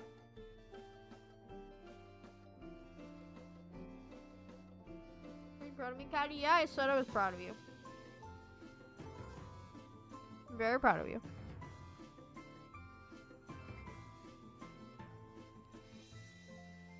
Well, sure. There are things around here that I could use some assistance with.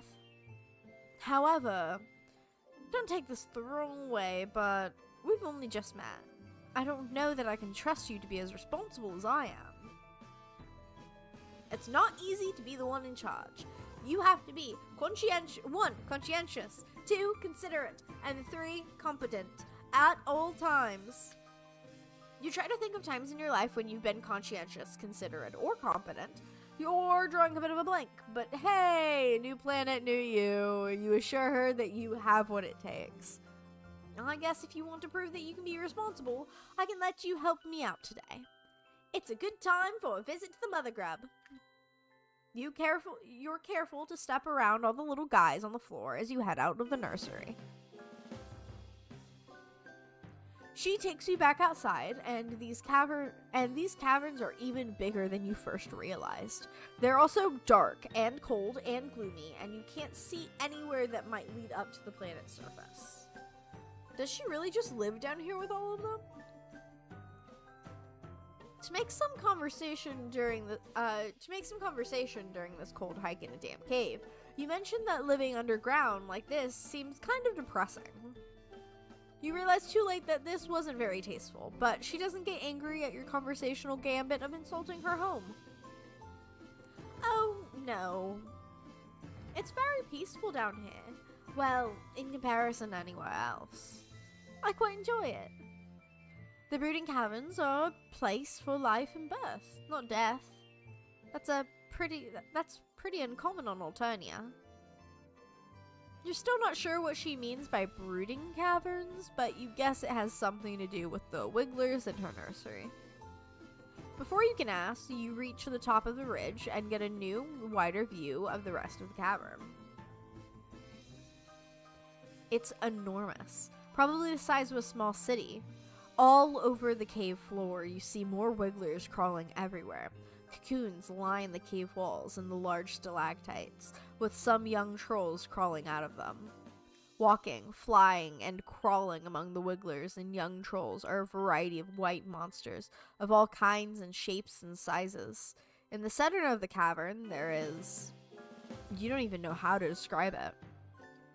It looks like a huge, many-legged queen bug of some kind, with a goat-shaped skull and horns coming out of her head. Her bulbous sphincter ripples as she lays a continuous stream of hundreds of eggs, from which you assume the gray wrigglers will hatch. And marching through all of this, you see several hulking bipedal creatures, each carrying 2 buckets, either to or away from the mother grub. They look armed, and they look like regimented troops, soldiers of some kind. You're instinctively terrified of them. This is where the magic happens. And by that, I mean the continuation of our species. Jade Bloods like myself are entrusted with looking after this process, which is, of course, a very special job. 1. The Imperial drones carry filial pairs of genetic material to the mother grub for her slurry. 2. She lays eggs that hatch new grub broods. 3. After the wigglers merge from their cocoons, the new trolls will go through the trials, and the ones that make it will be selected by Lucis to help take care of them. Just saying. I don't think people talk enough about the fact that motherfuckers go through the Hunger Games before they're allowed to, like, be an autonomous person. And everyone's getting picked. It's the Hunger Games and everyone's getting picked.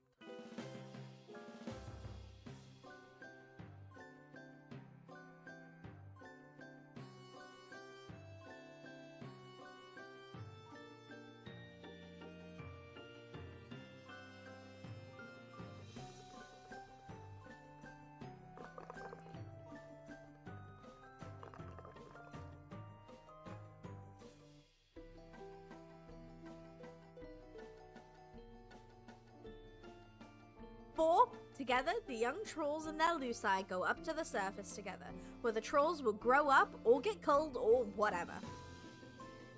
As Bronya explains troll reproduction to you, one of the Imperial drones veers sharply to the left in the process tramples over a few wrigglers and young trolls. The drone continues on, but several of the Luci cry out, crying around their dead or injured charges. One of them, a gigantic beast that resembles a bison, bellows and rears up on its hind legs, hitting one of the other Luci with its front hoof. Oh jeez, not again. This kind of damage control is a lot of what we have to deal with. Whenever a Luci goes rogue out of grief or confusion, there's the potential for it to lash out at other Luci, the Wigglers, or the Mother Grub herself. We Jadebloods cannot let that happen! She looks so concerned, a marked contrast to how confident she seemed before now. You offered to help her out earlier, and it seems like now's your chance. Someone has to stop that rogue Lucis, and that someone could be... you?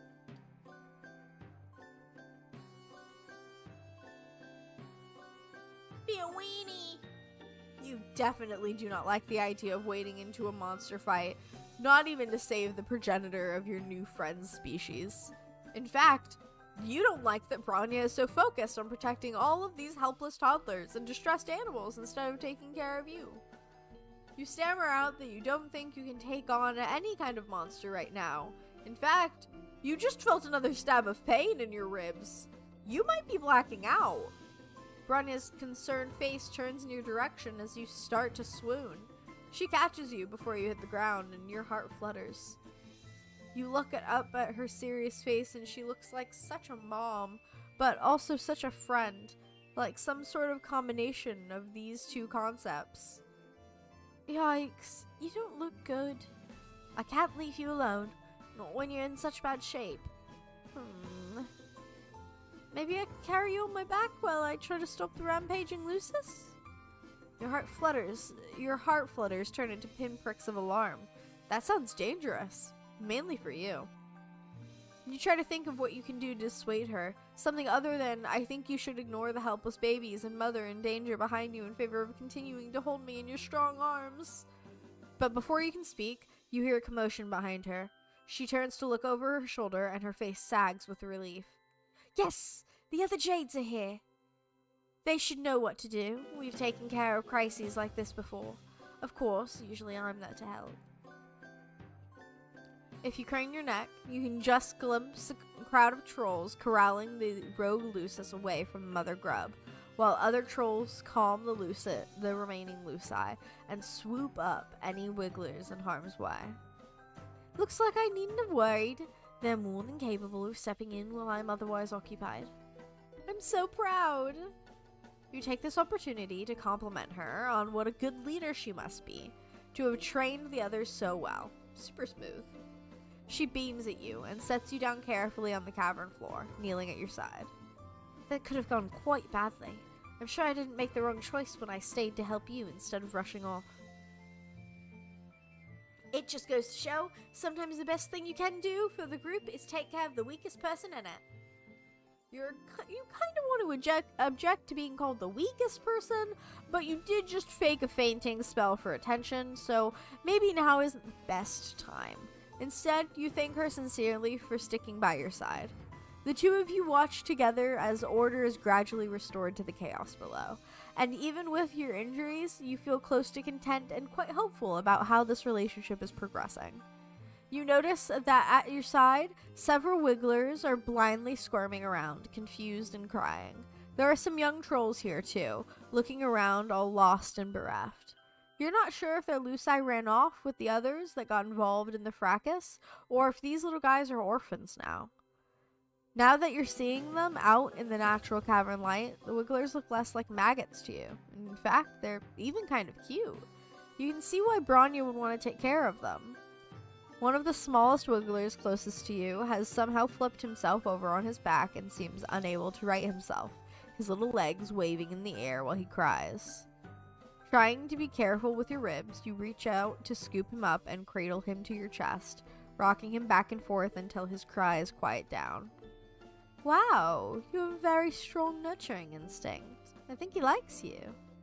You almost look like you could be his Lucis, or Jadeblood. You are pleased that she approves of your caretaking display. The wiggler's cough breaks through your hesitation of... The wiggler's cough breaks through your haze of smug satisfaction, and when you look down, you realize that he seems to have some trouble breathing. You point this out to Bronya. Good observation. You really are natural at taking care of other creatures, aren't you? Some people find that nurturing ability to be very attractive in a potential friend. But as for the wiggler, this is definitely not a good sign. I'm surprised none of these drones have noticed that he's sick. If we leave him here, he'll be cold for sure. Bronya takes the wiggler from you, and you're more than happy to hand him over, considering that you have no idea what to do with a sick baby that's not your species. Also, your broken ribs make holding a baby kind of painful, and Bronya holds the baby carefully but with perfect ease, just like you hope she'll cradle your new friendship in its infancy. Once Bronya feels assured that her Jades have the situation of the Brooding Caverns under control, you both take the wiggler back to the Jadeblood nursery. You hover around uselessly while Bronya sets up some kind of crib filled with green slime. You're a little concerned when she takes the wiggler and submerges him under the slime, because, like, he was already having trouble breathing. Surely drowning in slime won't help. The sopa should help strengthen his bellow sacs and soothe his sorrow shoot. When he gets healthy again, I'll take him back to the caverns and set him free to make his cocoon and pupate. But he's so small. It's unlikely that he'll survive the trials or be selected by a Lucis. You hate to see Bronya looking sad. You try to be sympathetic, mentioning your astute observation that this whole system set up with the wigglers and the trials and the culling system seems pretty brutal. What? Oh no! I would never suggest. This is just the way the world works. And it's fine. It's fine. The trials are how young trolls prove that they're strong enough to survive. It's only right for the weak to be culled. It's the purpose of Jadebloods to ensure the continuation of our species, and consequently, the hemospectrum. 1. We are not revolutionaries. 2. We're meant to do our jobs and keep our heads down and keep things running smoothly. 3. I would never presume to question the basic tenets of Altenian society. That would bring negative attention from the High Bloods, and I just want to keep my jades safe. You look around at the nursery, and all these injured or underdeveloped wigglers that Bronya was apparently supposed to let die. You think it might not be true that she doesn't question the way her world works. She's looking at you like she's scared you'll call her on it and expose her altruistic tendencies.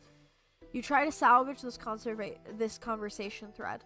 Did you say that culling wigglers sounded brutal? You meant neutral. Yes, you feel 100% neutral on this topic, neither committed to the culling side of things, nor eager to take up arms in revolution. Oh, yes, neutral is how I feel about it as well. What a good word to describe exactly how I feel about all controversial political subjects. Did I mention that keeping this nursery isn't technically illegal? Because it isn't, technically. There is no reason for any of Triz's drones to come investigate our hive. And if any drones do come knocking, we have nothing to hide. No borderline revolutionary ideas will be tolerated within these walls. Bronny laughs nervously and looks around the room, like she was making sure that any Imperial drones hiding in here heard her announcement.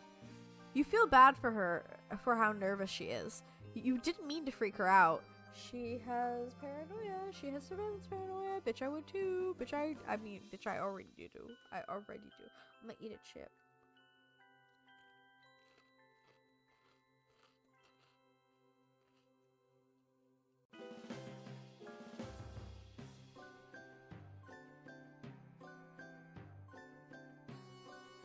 You tell her that she sounds super convincing. And what shouldn't she? Because she's clearly telling the truth. If you were an Imperial drone, you would definitely be satisfied right now with without her clearly law-abiding and neutral ways. Thank you. That means a lot. You cast about for something to change the subject and mention that your ribs are feeling a bit better. Bronya's face brightens, and she lifts up your arm gently so she can touch the injured part of your torso, examining it in her typically responsible and authoritative way. You shiver and wonder if her touch has healing properties. I'm glad to hear that. After all, I don't like it when my friends suffer. Your heart leaps. You look up, scarcely allowing yourself to hope. Could it be? Or was she just making a general statement? You're not in any more pain. Hopefully that means your injuries will heal soon. I'll take care of you until then, my friend. You are overcome. Your eyes fill with tears. Bronya smiles at you and squeezes your hand. Yippee! We're naked again.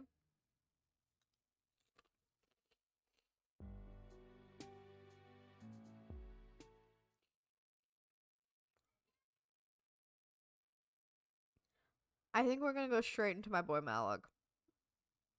I'm so real. Another night, another long, long walk. Despite the blisters, you've started to feel truly optimistic. You've had a lot going for you these days.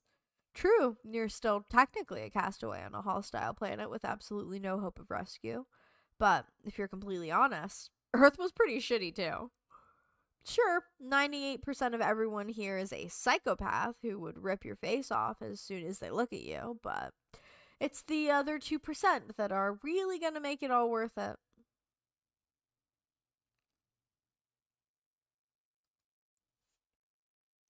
We have a linear in our brain. I want to talk about it.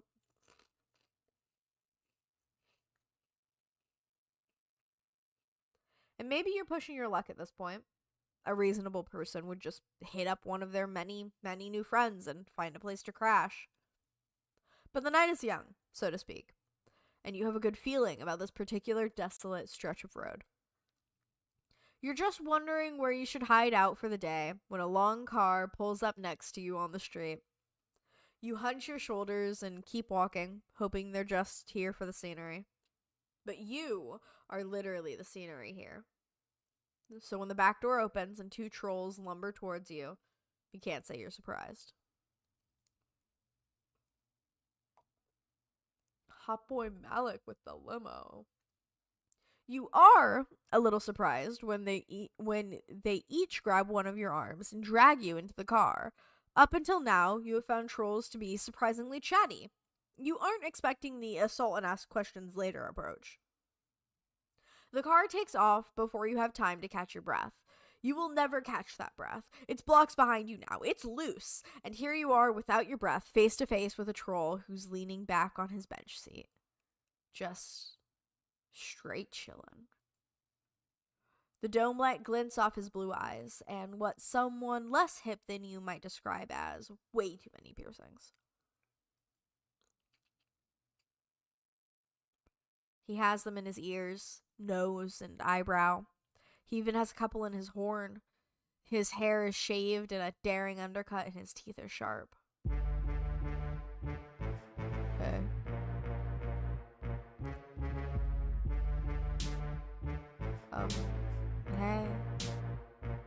You murmur a hello while trying not to meet those alarming blue eyes. Because although you've amassed quite a cache of high blood hoes, you know what blue typically means for you. Yikes a clock. You don't love the idea of throwing yourself out of a moving vehicle, but you also don't love being stuck inside of one with a high blood. And past evidence has shown that although wild acts of foolhardy daring end in pain and embarrassment, you've not actually been killed yet. If you didn't die then, you probably won't die now. This is 100% how probability works. You open the doors, and before the troll or his ruffians have a chance to protest, you ollie out of here. You're right, you didn't die, but it sucks. No. Hey yourself, asshole. Oh, damn. Some of your newfound self-confidence just bubbled out of you like spit up from an infant. This is gonna go bad fast. But instead of immediately murdering you, he looks you up and down, checking you out in all your ragged glory. He smiles, slow and lazy. It does things to your gut. Friendship things. Oh, it does a bit more than friendship things. His smile stretches wider, going slightly lopsided from his piercing. He looks like he wants what he sees. Sorry. The simp brain inside of me got. Woo! I need to calm down. He looks like he likes what he sees, even if what he sees is you being a rude bitch. There. I did just get my boys to drag you off the street. I get how that equals a little not chill. Sorry about all that. Malik.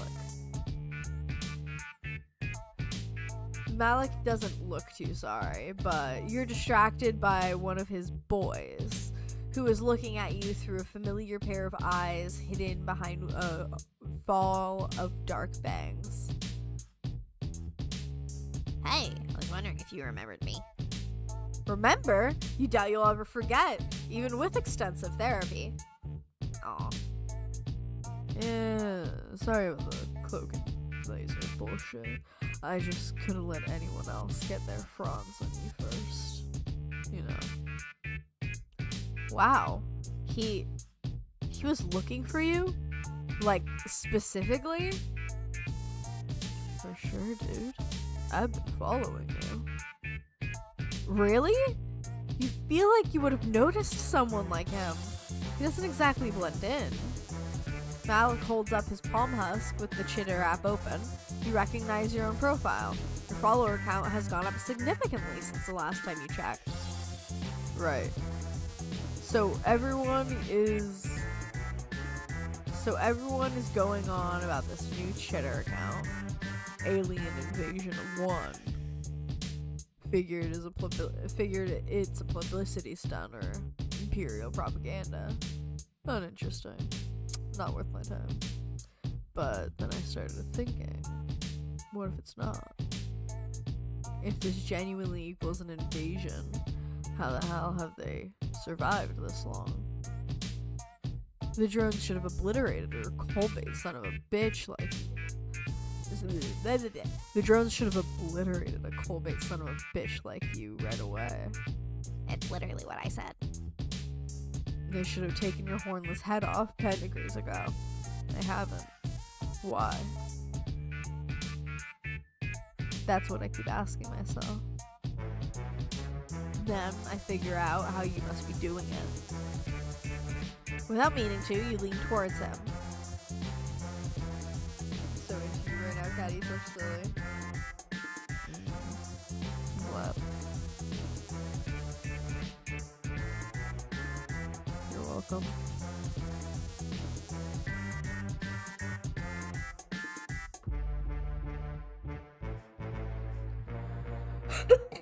Without meaning to, you lean towards him. Have you finally found someone who understands and appreciates just how terrific you are at friendship maneuvers? Who really gets your area of study? You're a robot. Oh, god damn it, not even close. But he's so obviously and avidly interested in you that, well, you tell a tiny little fib. I'm a robot. Hell yeah. Hey, this is kind of crazy. I didn't know you were a robot. Wild. I guess it makes sense, though. You did have a sixth sense for meat with where to find it. Malik looks intrigued. A meat tracker. That is interesting. Sure. You hope he doesn't try to test that functionality. You doubt you have another meat miracle in you, but all he does is keep giving you piercing looks in between texting furiously. Then he snaps a photo of you. Oh no, he's not gonna post that on Chitter, #robot. You can't be a hashtag. Everyone will know you're lying and blow up your cover. Not to mention your mentions. Don't worry about that. Social media gives me hives. I have a Gorgle alert set for certain combinations of words. After Zebra's place, you kind of expected another lavish palace, but when you get out of the car and see that Malik isn't indigo, he's cerulean, like Elward and Romella and that one girl who keeps boys in cages. Also, you're starting to think people's hives have more to do with taste than caste. Amicia had a homely little art studio, and Tagora had all those faces and shit. Before he leads you inside the apartment building, Malik turns to Demon. Diamond? Diamond. His name's Diamond. Malik turns to Diamond and the other low blood and starts messing around on his palm husk again.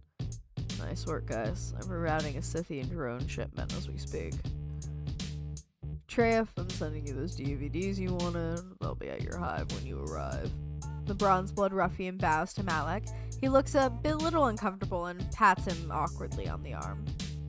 And Diamond, I'll send your shit to that shrub you live in. Thanks, man. You know my offer still stands. I got a couple extra co-ops if you get sick of living rough. Diamond shrugs. Thanks, but I can't be tied down. Nice to see you again.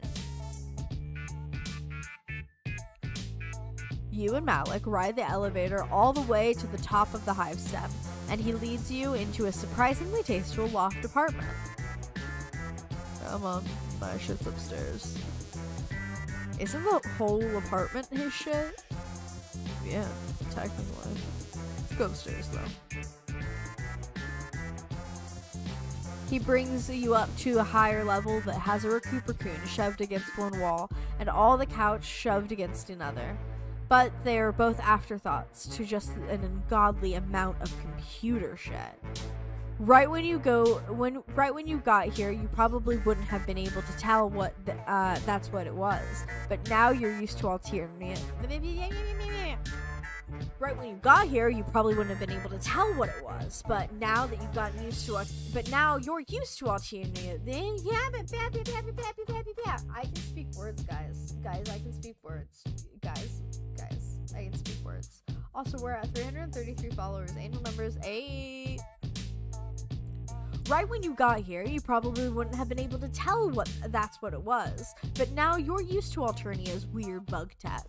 Squishy and organic and almost certainly alive, at least in the way that plants are alive, though a couple wires in there are almost definitely slithering. Malik sits down in front of one of his screens and wakes it with a single swipe of his claws. He gestures you lazily into one of the several office chairs. It squeaks as you sit down and sinks a little under your weight. He proceeds to ignore you as he slides a little pair of thin-framed glasses onto his nose. Oh my god, he's a cutesy blurbo. Typing a list of commands into a text box. Then he pushes himself across to another screen with an alert flashing in one corner. You know what this is all adding up to. He's an IT guy. No, I prefer to be called. Oh. Shit. Huh? I have this joke I do where someone calls me a hacker, and I say I prefer the term information specialist. But now that's ruined. Oh shit! Hacker was totally your next guess. You can do it again. Nah, mom's gone. No worries. So he's a hacker? That's pretty cool and subversive. You wonder if he's part of Tizia's secret anti-government movement. You almost asked, then you stop yourself at the last second. Whatever Tizia's anarchistic leanings are, you aren't going to blab them to this rando cerulean. As much as you love to meet new friends, you really aren't about to throw one under the scuttle buggy for no reason. Yeah, not a lot of blues get down on this sort of thing. Goldbloods are better with tech. They got that living battery noise. You know how it goes. All the Goldbloods you've met have been, well... Asdaja did have that scouter thing, and Cuprum hacked a phone or something? Whatever, it was a while ago. Zabidi mostly just liked fanfic. Interesting. You'd think they would have programmed you with cultural stereotypes. Huh? Oh, right! You're a robot! You wonder how a robot is supposed to act. You sit up straighter and think about circuit boards. Valak messes around some more on his computer and frowns. Then he frowns some more. Then he reaches down and picks up one of those thick purple wires from the mess on the ground. He pauses. Apparently he isn't sure where to stick it. He glances down and you cross your legs before he can pull your dress up and start searching for external ports. Because nope, not happening, dude. You don't have any network connections, so I gotta use an Ethernet. Don't be lame. You aren't trying to be lame. You just don't want things in orifices. Eventually you compromise and let him stick it under your armpit like you're a baby having your temperature taken. You watch him tap away at his screen, marveling at the ludicrous choices you've made in your life that have led you to a troll sticking a wire under your armpit because he can't find your Wi-Fi signal. You sit there as his brow furrows further and his frown gets more pronounced. His annoyance bounces him out of his laid-back, cool guy attitude. A blinking purple flashes on his a blinking purple light flashes on his piercings. Fuck. Maybe my tech isn't compatible. One of the wires is coming towards you. And for a second, you think you finally found a piece of technology that is actually alive. But then, you see a little flicker of movement at the end of it and realize that it's a white snake with a beady, intelligent eyes. Ah, a Lucis. Don't be scared. He won't hurt you. He's just checking everything out. Of course not. Why would you be afraid of a giant snake winding up your legs? Everybody is really about your legs. You need to get a pair of pants. Is the snake checking you for artificial parts? Are snakes particularly sensitive to technology? Is it because they're long? Weird. This is a radical solution. I have no idea what to make of you, dude. You feel like such a dickhead. Can you really continue to live this lie? Tell him you are a special kind of robot whose instruments can't detect. You're in this to win this. You're writing it out to the end. You tell him that you are actually the latest model of spy bot from your alien government. You are so advanced that you are indistinguishable from the real thing. Seriously. You aren't supposed to tell anyone, but you're telling him, since he's so rad. Ugh, this is terrible. You just promised yourself the other day that you'd stop lying to make yourself look better. Or in this case, make yourself look like a robot. Besides, he's never going to buy it. I knew it. There's no other explanation. Fascinating. He leans in close enough that you almost tip backwards off your chair. He catches your arm. He's surprisingly strong for such a skinny nerd, though you really shouldn't be surprised anymore. Size doesn't correlate to strength with trolls, necessarily. His skin is chilly, and his nails press dents into the skin of your arms. It hurts, but not enough to shake him off. He's looking at you so seriously. What does he think your eyes are, USB ports? You apologize that your robot specs are not the right ones. Malik breaks out of his trance and lets go of your arm. They just had a fucking moment, and MSPA is too autistic to realize it. Are you kidding? What am I, some sort of script regular? This rules. I'm gonna be the first to crack you. Yikes. You half expect him to take out some sort of torture screwdriver to start prying you open. Instead, he gives you another one of those unreasonably flirty smiles. When I'm done with you, I'm gonna own your entire system. Whoa. I'm hungry. You hungry? With that, he takes off down the steps, jumping the last few and vanishing down into the kitchen. You are left there blinking at his afterimage. Sounds like he was hitting on you back there. But then he just pranced down the stairs like a bejeweled antelope. You creep down to the kitchen to find him pulling things out of cabinets, opening the fridge with his toes, then slamming it shut with a hard kick so that all the stuff on top rattles. His palm husk rings and he pulls it out of his pocket, answering it and spitting a bunch of jargon at the person on the other end. He does all of this while rooting around in a drawer of cutlery, talking loud enough to be heard over the rattling. All you know about hacking is that it's usually done by a bunch of greasy dudes with glasses and Dorito dust on their fingers. Usually there's a girl and she's hot. You aren't sure which trope Malik is yet. You're the girl. You're the hot girl, MSPA. I need to inform you. Also, talking about Dorito dust on fingers.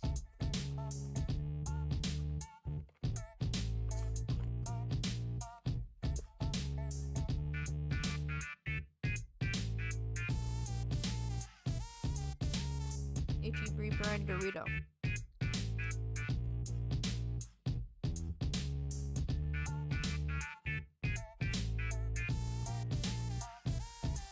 Possibly a combination of all of them. While he yells at someone on the phone about blockchain, you take the time to wonder, rather sheepishly, how many other piercings he has and on what parts of his body. I haven't tried fucking with robots yet, really, so far I've only reprogrammed drones remotely. You realize blatantly that he's no longer on the phone and is instead talking to you.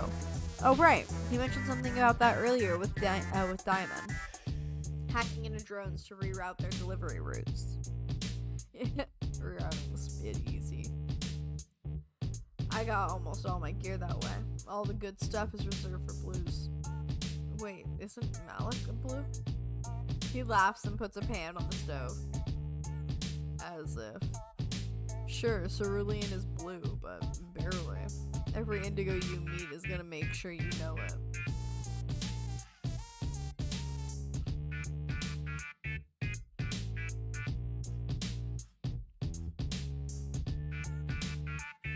You want to ask him if you can help him with anything, but you barely know how to cook when you're on your own planet. He pauses with 2 eggs above a mixing bowl. Hey, you like clucked beast embryos? What now? He cracks the eggs. The yolks are purple and runny. Your stomach squirms uncomfortably. Nope, my bad. Can you even eat? What? Oh, yeah, you're a robot. Of course you can eat. It wouldn't be a very clever disguise if you could eat, right? Although now that he mentions it, you really haven't been eating as much as you did on Earth. The meals you've had have been few and far between, but you aren't even that hungry. Weird. Oh god, what if you are a robot? Plot twist! Malik is not privy to your existential crisis and therefore keeps cracking eggs. Cluck beast embryos. God, troll words are so ridiculous. Not really. No language is inherently any more ridiculous than any other, subjectively. They should really have programmed that in when they taught you to read Alternian. What? Nobody taught you to read? You're on shitter. All of your chirps are in Alternian. Let me see your palm husk. He holds out a hand for your phone. His nails are pointy and are painted a shimmery black, and he has on one of those thick rings that could double as a brass knuckle. I have one of those! It's my Mjolnir ring!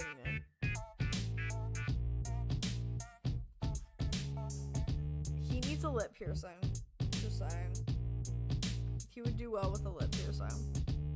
Where's my lotion? Is it on the floor over there? It's on the floor over there. My bag is in the bedroom. Put it on a different finger. You tell him that you figured you just had the palm husk on the Earth setting, but of course that makes no sense. Nobody here knows about Earth or about English, for that matter. You're pretty sure it's not even the most commonly spoken Earth language. Nope, no translation software running. And this is good old-fashioned already.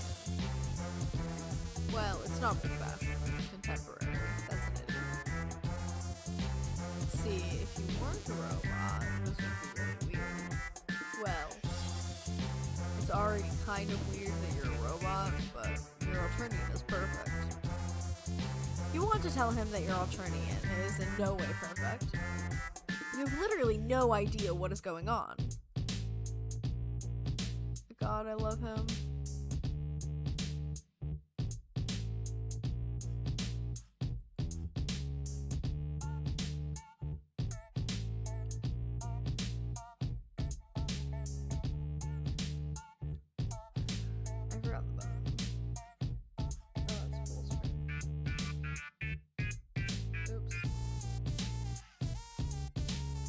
Fuck. Drones. Shit. You don't need this right now. You, a fake robot, have no chance against a real robot with lasers. Even worse, Malik frowns on you, lips drawn back from his teeth. This is your fucking fault. They must have tracked you here. No other way they could find this place. I'm off the grid.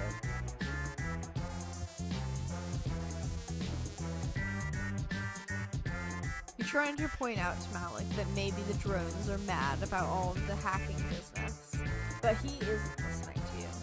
He's shoving his palm husk into his pocket and making a leap for the kitchen window. Fuck, can he survive a 10-story drop? You aren't sure. One thing's for sure though, you can't.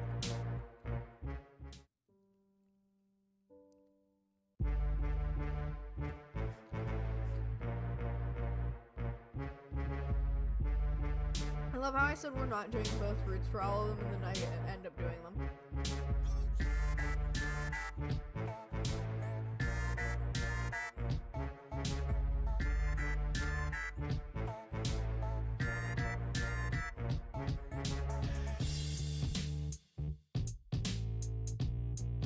I'm not a robot. You brace yourself. In your experience, dealing with the fallout of your deceptions is never pleasant. You expect him to throw you out, or at least to get a snake in the face. Instead, Malik just sags back into his desk chair, which settles with a depressed little squeal. He takes his glasses off and drops them onto the desk, palming at his eyes. It strikes you how exhausted he looks. You thought the dark smudges were eyeliner, but they must be eyeliner in despair. You wonder if now is the time to start apologizing. You're getting really good at apologies. It's true. I was the one who grabbed you off the street. You were probably scared of what I'd do to you if you weren't what I'd hoped you were. Well, more like you were worried about the friend opportunity that would swirl down the drain. But yeah, okay. You were also a little scared. You still are. It's a total body-encompassing ambient fear that is always buzzing in the background of everything you do on Alternia. So subliminal that sometimes you wonder if it's the total opposite. The complete absence of fear. That is deep, man. In retrospect, it's pretty fucking stupid to assume a robot is gonna solve my problems. Very true. In your limited experience, more robots, more problems. Yeah, it was just something new, you know? Something I haven't tried yet. What is it exactly that he's trying so hard to do? He seems so perfectly well off. What with hacking drones and shit like that. Malik laughs. Yeah, heckin' gross. That is all just bullshit. His Lucis curls around his ankle affectionately. He gives him a little nudge. His palm husk rings and he pulls it out of his pocket and just looks at it for a couple seconds. I can't deal with this right now. Come on. He heads down to the lower floor, waiting at the bottom of the steps to see if you're following. You are, albeit nervously. You're having a hard time reading Malik. Maybe it's all the piercings. It gets worse when he calls the elevator and then stands back. After you. You expect swinging blades to come down on you, but they don't. You expect Malik to attack you, but he doesn't.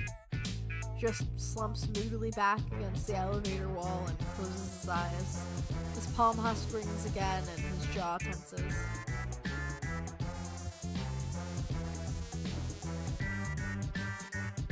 The elevator goes past the lobby, then it goes past the basement, and the sub-basement. Fuck, what's the sub of the sub-basement? Dude, what? The sub-basement is just a square, dungeon-like space. Damp trickling down the walls. Your stomach crumples and your heart bounces up into your throat. Oh no. Is this Malik's cerulean murder dungeon? A phantom pain presses against your ribs and arm. But Malik just leads you through a gap in the wall that you initially took for a shadow. It opens into a tunnel with rough stone walls and dirt-covered floor. It's clearly man-made, or troll-made. The air grows damper, and the sound of rushing water gets closer and closer. You emerge from the tunnel and find yourself on a bank of a wide underground river. Malik sits down on the edge of the overlook. Sit down. Sorry, this is not as comfortable as the loft. Oh man, Malik brought you to a special place. I don't know if I'd call it special, but it is a place to come to a lot. You sit down next to him. You get how this could be pretty zen, just watching the dark water flow by. The walls glow with an eerie bioluminescence, digging craters beneath Malik's tired eyes. Also, he pulls his phone out and shows you the screen. No husk signal. This is the only place I can really unplug. Kind of relaxing, you know? Oh yeah, you imagine the demands of being an information specialist could really put a dent in your chill. Yeah. You sit there with a rock digging into your ass and allow yourself to appreciate just how deep this gesture of trust really is. Even after you lied to him, he wants to tell you his life story. Fuck, you love life stories. You ask him exactly what he wants with your non-existent robot laurels. He said something about reprogramming drones, didn't he? Could he be part of the resistance? What? Oh, you mean all the low blood right stuff? Nah. What's even the point? It's a great way to get told. But he helped Diamond and the other little guy. Yeah, but they're cool. And I was paying them for services rendered. Roughing you up. He nudges you with his shoulder. So far, all I've been able to do is reroute delivery drones. Just some weak sauce shit like that. That is a pretty pathetic way to fuck up the system. You aren't sure you get what he's about. Why care about fucking up the system if you don't want revolution? Because I wouldn't mind revolution. Alternative's alright. Well, for me it is alright. Not for everyone. I'm not so fucking myopic to think that I don't have it better than a lot of trolls. And I'm not one of those bulge biters who wank off about the sanctity of the blood and how low bloods deserve what they get. They don't. It blows. I don't blame them for feeling bad or whatever. I just gotta worry about myself. All the energy I got for. That's all I got energy for. Well, he does seem to be doing pretty okay. Like, he has a sweet pad. Right. Yeah, for half sweet maybe. And then it's all gone. Everything I work for, and I'm up in motherfucking space. Right. The space war. Sounds like a huge drag. Yeah, dude. He tosses a rock into the dark water below. But that is the plan, right? If I own the drones, I own the whole system. I own the Eris. They'd all be playing my game with my rules. His eyes glint in the semi-darkness, and so does the little hint of fang when he smiles. His piercings light up like little points of fire. You tell him that it sure sounds like revolution talk to you. Also, possibly villain talk. He grins like you're flattering him. Right, but I'm sweeps away from that, and other hackers won't. I mean, I work alone.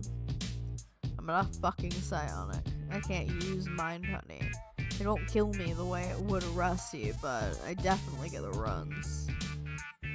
And I don't have sweeps. I have months, maybe pedigrees. You ask him if he thinks things are going to be bad for him up in there in space. Like I said, not a psychic, so no one's gonna turn me into a battery. They'll make me a fucking soldier or a spy. What about his hacker skills? Oh yeah, check out all my illegal activities. Please give me a good assignment. Hell no. Yeah, he couldn't really put that on his resume. If I was a high blood, I could get away with it probably, but... Or they might think it was cute if I was a low blood. But midcast is like, no way. Fuck, there's gotta be something. He pulls out his palm husk and starts frantically tapping away. Wait, you thought he didn't have a signal down here? Yeah, but I got a Wi-Fi hotspot. What am I? Some fucking Luddite? He gestures to one of his earrings. You aren't sure if he means his jewelry is the Wi-Fi hotspot, or if that's a troll gesture for you are an idiot. Hey buddy, you said you were gonna unplug. That's important to your mental health, isn't it? Getting off the internet once in a while? You can't really speak for yourself, since you've only ever recently became an internet celeb. Malik waves you away. You make a grab for his palm husk. You aren't honestly sure why. Maybe you're trying to be flirty or playful or some shit, because everyone knows there's nothing more flirty and playful than stealing someone's stuff. Bitches love that. You manage to snatch it away, but your floppy fingers fumble and you lose your grip. Malik's phone sails over the edge of the bank and into the dark water below. That splash is the sound of your doom. Malik stares at the water, then he stares at you. His mouth moves soundlessly. You threw my tech in the water. Malik puts his hand on your shoulder. Somehow, against all odds, he's still gonna be chill. Wow, what a guy! You hit the water before you know what's happening. It isn't freezing, but it sure as hell isn't balmy either. The current grabs you and tugs you under. Your knees and elbows scrape rocks and your dress dangles around your knees and makes it hard to kick back towards the surface. The water is so dark you don't even know where the surface is. Just when you're making peace with the fact that your grave is going to be a watering one, something grabs you from behind and holds you upwards. You gasp for breath, choking in more water than anything else. Two strong arms push you up onto the brink, then begin smacking you on the back. You don't think it'll help you cough up any water, but you do think it's gonna bruise.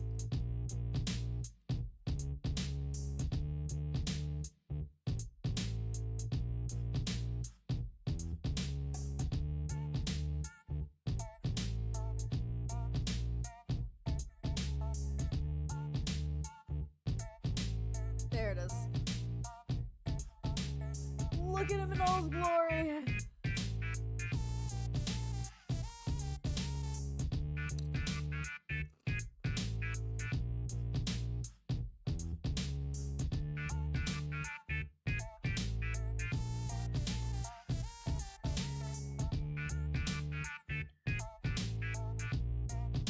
How do you want me to be normal about that? My bad, dude. That was a reflex. You threw my shit in the water, so I just threw you. Are you okay? You hack up one more gasful of water and give Malik a thumbs up. He's as wet as you are. His hair slicked off his forehead. It makes his eyes look huge and impossibly blue. He jumped in to save your clumsy ass. His shirt is gone, and hey, now you know where the location of 2 more of his piercings. You apologize for grabbing his phone. In retrospect, you should not have tried to be cute at the edge of a river. Yeah, you don't have to try. I mean, fuck. Lip bite! Ah.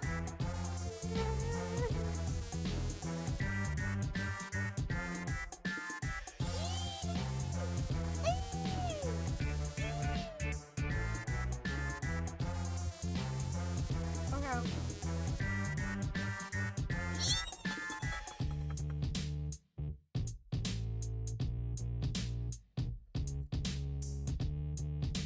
Malik flushes. Right now, you just look like a drowned squeak beast. Sorry, I fucked up your rumpus robe. I'll lend you something. Cool. You're kind of over the stress anyway. Hey, Malik puts his claws together. You weren't gonna tell people what I said earlier. I'm not afraid to go off planet. I just, you know.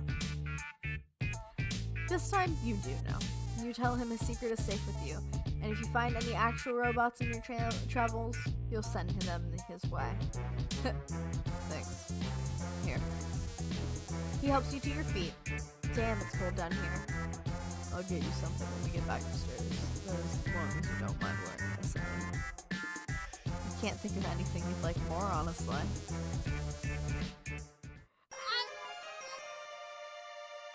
Friendship, bitch, we are dating. Bitch, you are my boyfriend. Welcome to my quadrant. Have a nice day.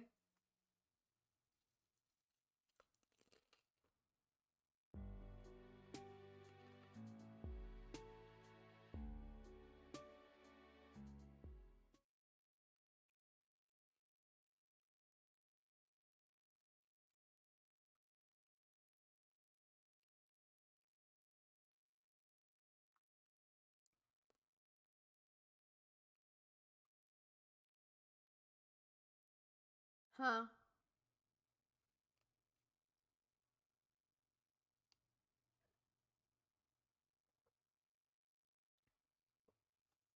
Tis?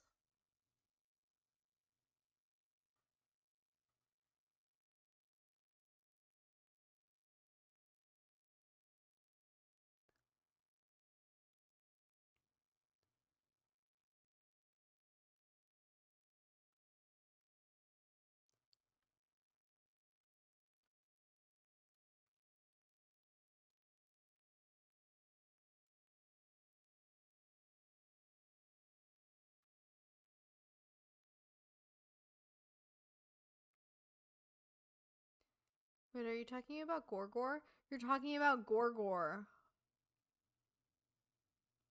Yeah, we can do Gorgor.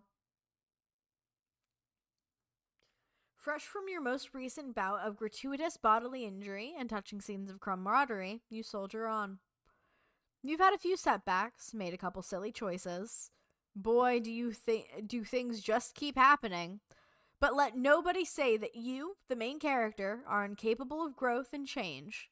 You have made sure not to be caught in the wilderness near dawn again. You have made your way back to civilization. You can't wait to discover what new adventures await you. Adventures like friendship. To Gorgek. Call me Gorgor. You wander down a street in a not too demolished looking part of town, but you don't really take much of it in. You're not looking where you're going. This is an elementary mistake, especially on a planet where everything that exists seems to be on a spectrum of engineered specifically for murder to could be a weapon in a pinch. But you've got a lot on your mind. Also turn down game volume.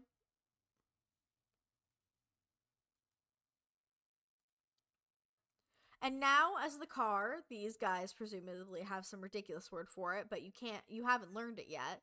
You hadn't noticed, slams into you, sending you flipping head over feet. You add a few concerns to your list: your bones and organs. The sound of the driver yelling, "Watch where you're going, lump sport chugger," fades as they drive away, and you assess your situation. You stretch each limb in turn, which, you've got to say, doesn't feel great. You've landed in a bush which is covered in sharp spines. Your arms and legs all still work, though, and when you do an experimental cough, no blood comes out. Pretty lucky, you think. You may have redefined what luck means by this point in your journey, but you'll take what you can get. You don't figure that luck will extend to the driver turning around to help you out. You don't figure that luck will extend to the driver turning around to help you out of this bush. Your gazes meet and sparking in an immediate and intense connection that leads to a beautiful lifelong friendship. But you let yourself hope. Did it read that? I can't.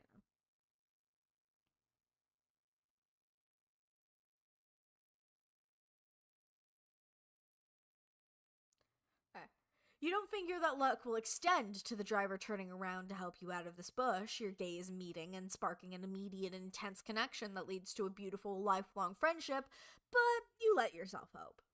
After a few minutes of struggle, you answer to your camaraderie daydreams comes into focus above you, a figure outlined by the spiny leaves of your plant prison and the glow of the moon.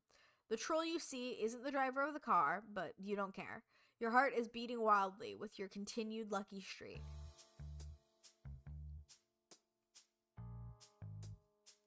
Let us sit up. What voice do you imagine for him, Moon?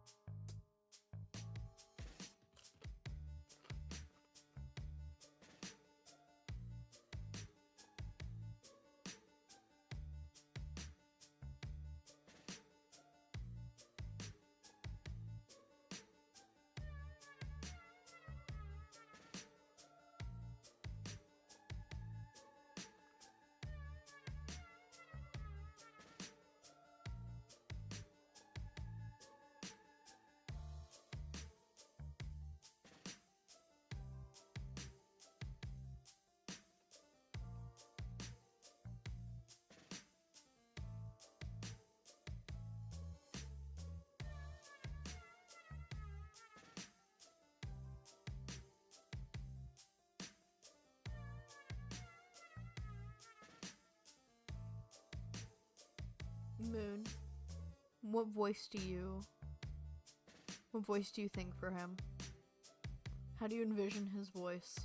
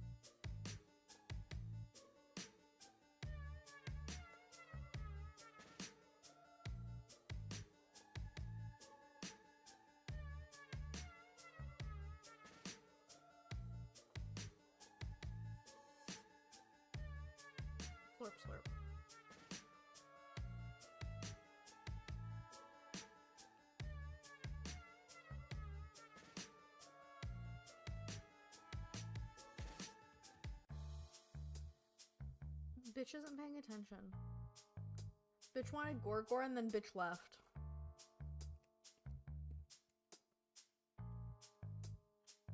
Shaking my head.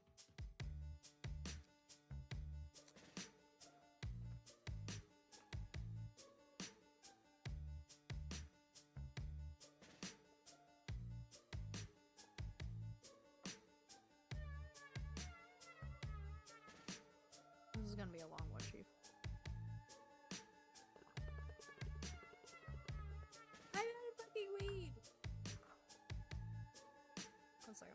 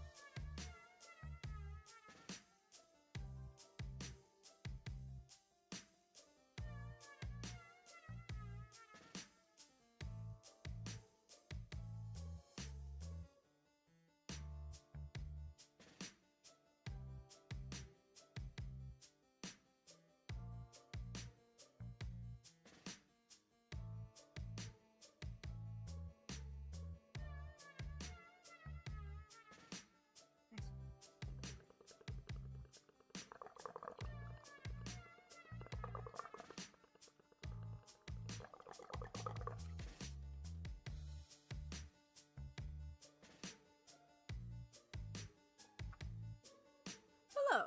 You seem to have fallen victim to a collide and scamper with the scuttlebuddy back there. Contacted your personal legislator. If not, I'd like to offer my services. My name is Gorgorgak, but please call me Gorgor. I'm here for you for a nominal fee, of course. Oh my god. He pulls a business card from his sleek teal vest and offers it to you with a precise flick of the wrist. His claw beds are perfect. You try again to sit up, buoyed by this offer for assistance. He's some type of doctor, maybe, or lawyer? It doesn't matter, really, because he said he was here for you. Those words go right ahead and burn themselves into the softest chamber of your heart.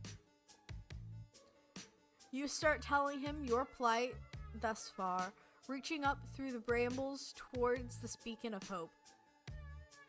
This guy seems trustworthy, and that's not just because of your lack of options talking, you swear. As you shift, the moonlight shines on you. He steps back briefly, dropping the card. His one eye that's not covered by a swoop of product-infused hair opens wide. He recovers, smoothing his hands down his chest and straightening up, clearing his throat as you continue to explain. Moon, there you are. I've been trying to fucking get you. I asked you what kind of voice you thought for him.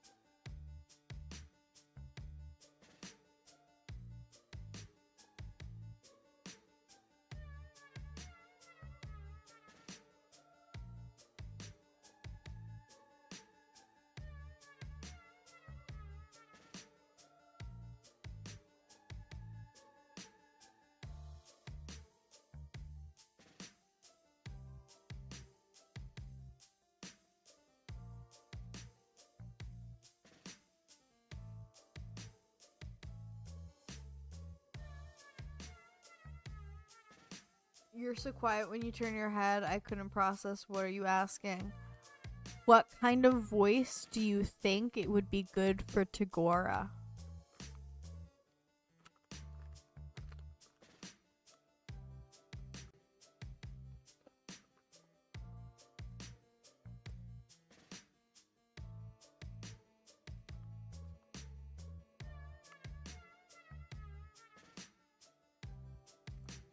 No clue, you just remember that you enjoyed the freak. Okay.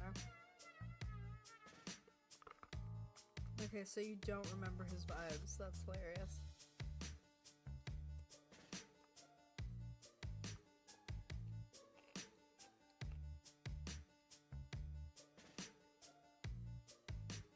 All I can tell you is that you're based for that opinion.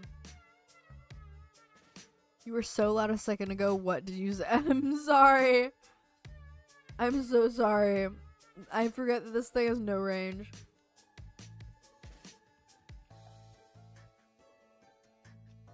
I'm so sorry.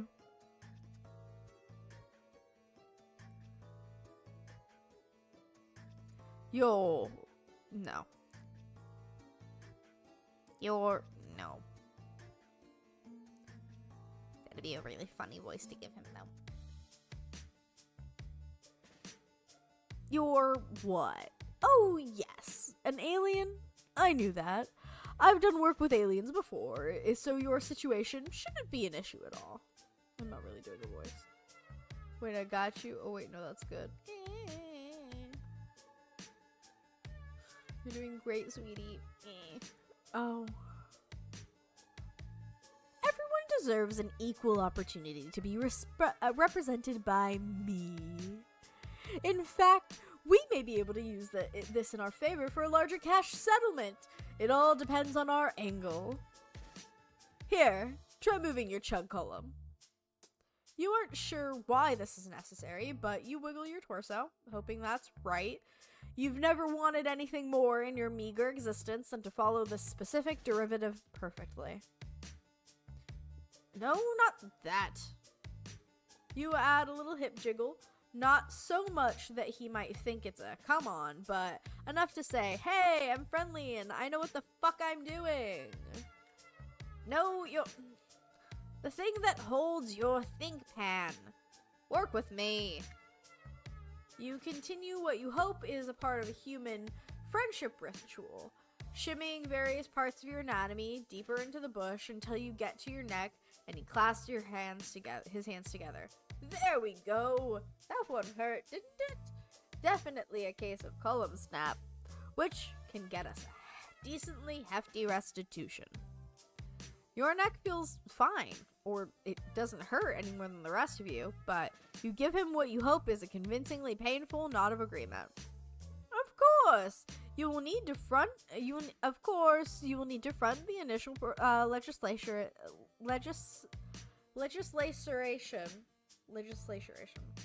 Of course, you will need to front the initial legislation costs. We may also have to injure you further to ensure our case is convincing, but you've got to break a few cluck beasts' embryos to make a grublet, as you well know. Yes, I think we may make a mutually beneficial team, if you're willing to do what it takes to bring about the justice you deserve. So, what do you say? How would you like to help me help you? He's talking really fast. Okay, he talks really fast. Got it. Great. And you're not sure exactly what to think about your lack of funds or the idea of breaking any more bones, but that smile is sharp and shiny and pointed right at you. You want more of it.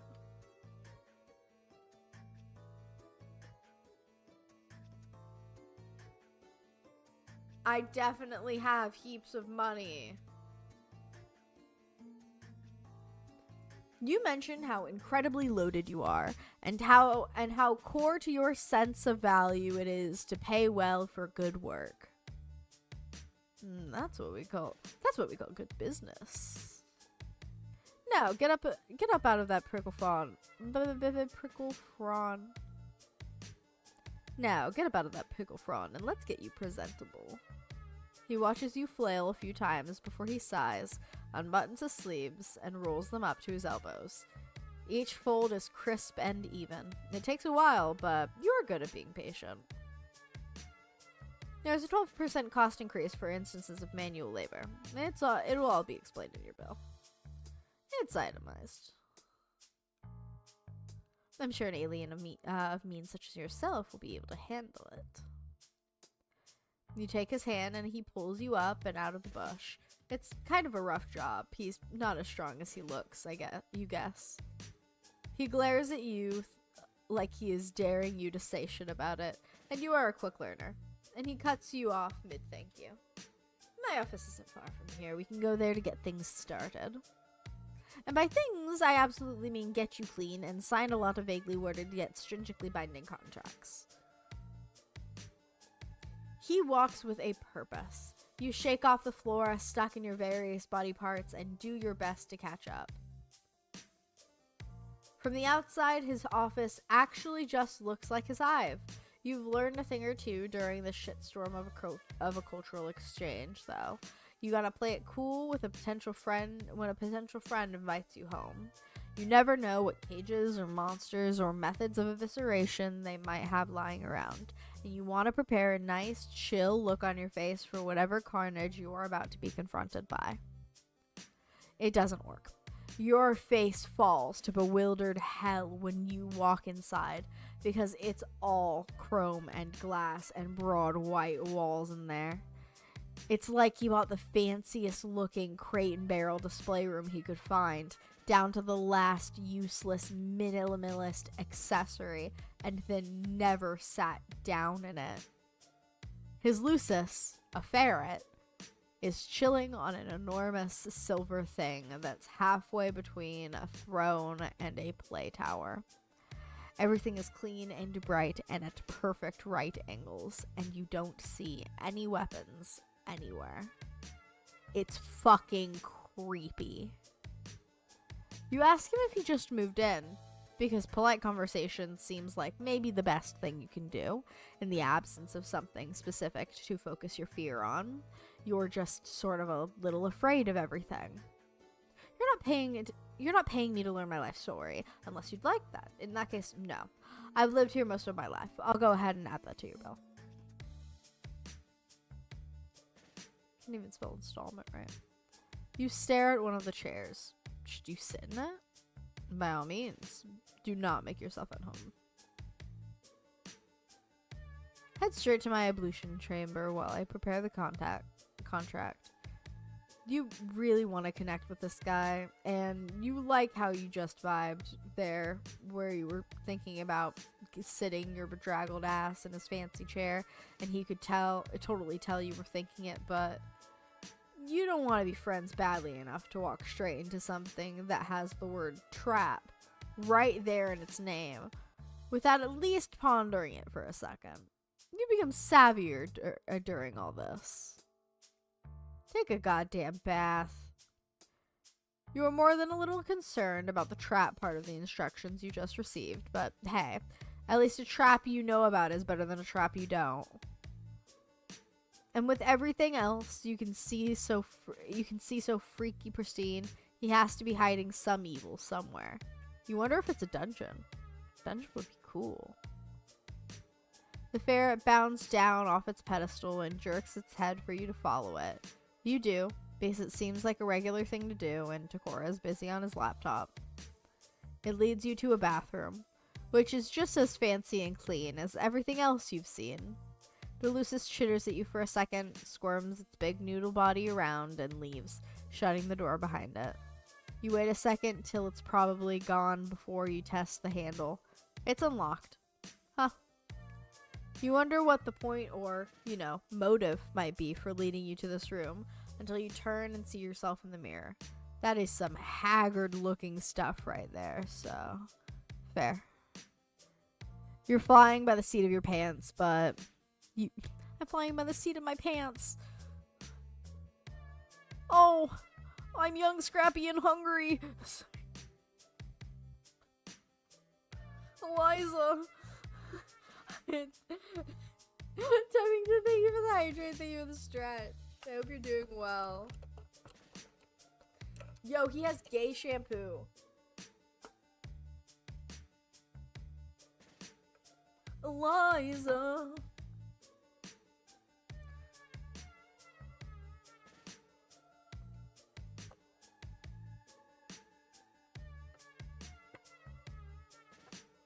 Flying by the seat of my pants.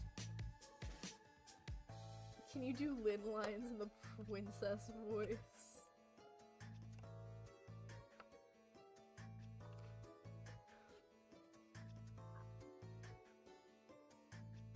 I wanted to do what you did, graduating too and join the revolution. He looked at me like I was stupid. I'm not stupid.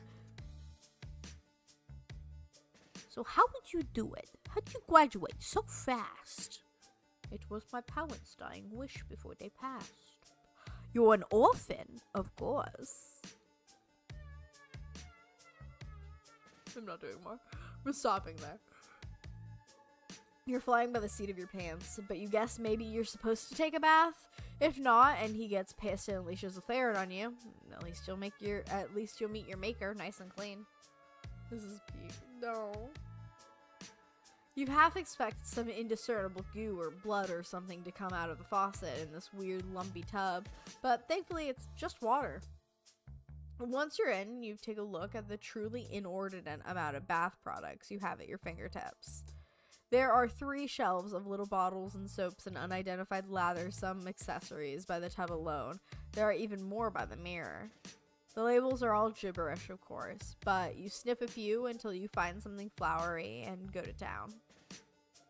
You take more time than you should in there, but you haven't experienced a moment of luxurious solitude in a bit.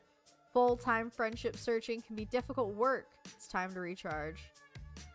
Once you're freshly scrubbed and dried, you slather yourself head to toe with some lotion you find in an iridescent vial. You hope he won't mind you using it. He wants you to be presentable, and this stuff is sparkly. You're starting to feel rejuvenated as hell, ready to knock this friendship stuff right out of the park. You leave your dirty, torn-up clothes on the floor, wrap yourself in one of the many satin bathrobes folded on the shelf, and head back out to find Tagora. He's standing in the foyer, waiting with the contract he typed up for you. When he sees you, his eyebrow ticks up. I see you went with the Rainbow Dwinger Serum, full body application. Bold choice. I mean, it's an incredibly rare and expensive product, and I do expect to be remunerated. But I won't lie. It works. Yeah, sure, that stuff. Princess Gorgor. You don't want to let on that you don't know what that is, since he seems impressed. Instead, you give his ego a little stroke and tell him you hadn't seen such a sumptuous array of self-care accoutrements in so long that you couldn't help yourself. Not now, kitten. Gorgor is typing up a contract. Not everyone takes skincare as seriously as they should. I assumed you were taking forever in there because you've gotten lost, or didn't know how to use an ablution trap.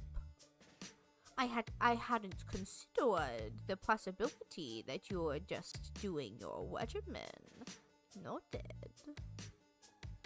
You hold your arms out to admire the well-hydrated sheen you have going on. This time, you're not really even bullshitting. It just does actually look pretty good. Tagora seems like he's struggling. He keeps opening his mouth to say something, then changing his mind. He's clutching the documents in his hand like a flotation device. He looks down at them, then back at you. I typically only use that particular product to hydrate my cheekbones. But there's no real reason you shouldn't apply it more liberally, especially if cost isn't an issue.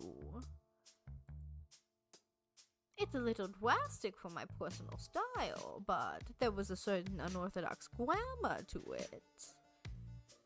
The little bit looks like it the next bit looks like it hurts him a bit to get out. Would you like to step outside to see the full effect? You bet your ass you would. You're curious about what he means by effect, and this seems like more fun than signing stuff. He places the documents down on his desk like they're made of glass, not paper. He looks up at his Lucis, who just sort of tilts its head to the side. You look away and give them privacy to do whatever eyeball communication is going on. After a bit, Tagora clears his throat and he heads towards the door. You don't comment on the bluish flush in his cheeks. For all the shift in his demeanor, he still seems like he might kick you out on your ass if you tried to get too feelingsy with him. You start to glow. As soon as you step back out into his dark front yard. Not like a light bulb kind of way, but a subtle ethereal luminescence. What is this stuff?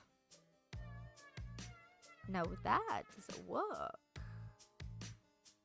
I mean, there's still not the unfortunate issue of your hornlessness and overall absence, and the fact that you're still wearing my ablution robe. But it's cutting edge. I'll give you that. You almost look like a real one. You don't know what that means, but you want to roll around eternally in the praise part. You ask if the look will help your case. Your case, of course. He bites his lip and looks back through the window at the papers sitting on his desk where he left them. You hope he still wants to represent you, or at least that he'd want to hang out, even if he wasn't going to. You don't get a chance to prod, though, because right then, someone rounds the corner on the sidewalk in front of his hive. Tagora's face immediately shudders into its usual simpering mask. There's an edge of panic around his eyes, though. Huh? Wow, Gorgek, what have we here? It's a blue-themed troll, which, if you remember right, means it's a fancier guy than Tagora. He's grinning like Troll Christmas came early. You can feel Tagora vibrating out of his skin next to you. Who even is this guy? When he gets close enough to get a good look at you, he jumps and screeches, "What the boiling fuck?" Tagora is frozen, the corner of his eye is pulled back to show his teeth. The new guy is ignoring him in favor of noticing that you're dressed in Tagora's monogrammed leisure wear.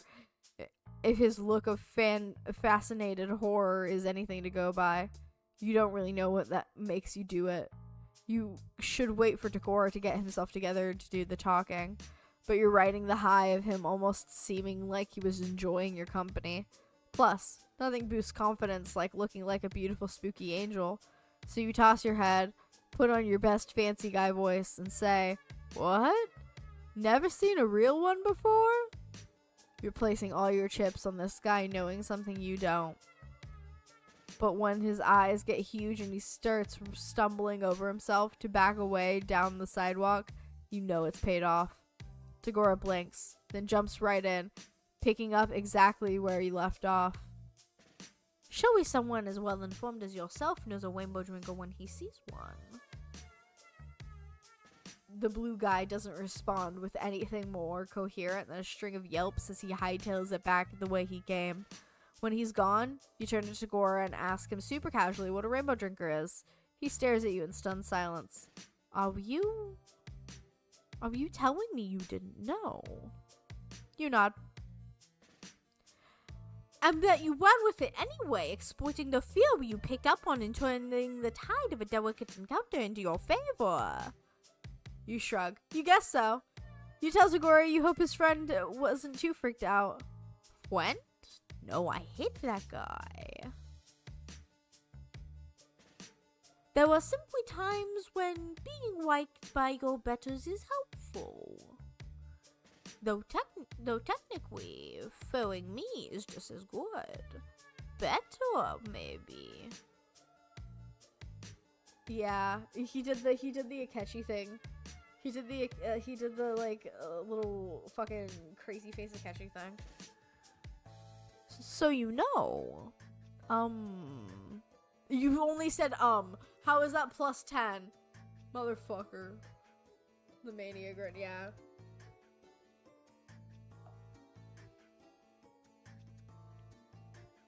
Thank you.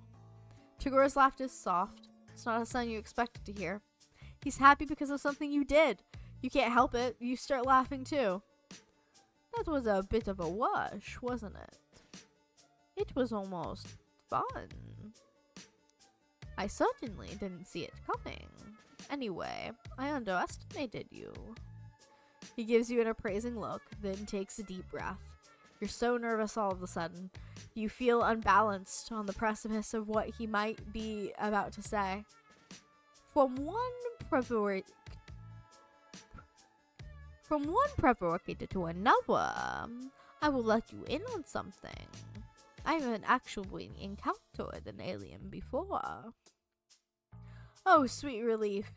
You tell him his act was airtight, and as long as everyone's doing the true thing, you admit you lied a bit too. You aren't actually rich. Yes, that's clear now. You have the invaluable ability to fake it, though. That's potentially much better. Why don't we put your case on hold for the time being? You wouldn't have enjoyed the outcome of our legal system anyway. We can find an alternate means of you working off your debt.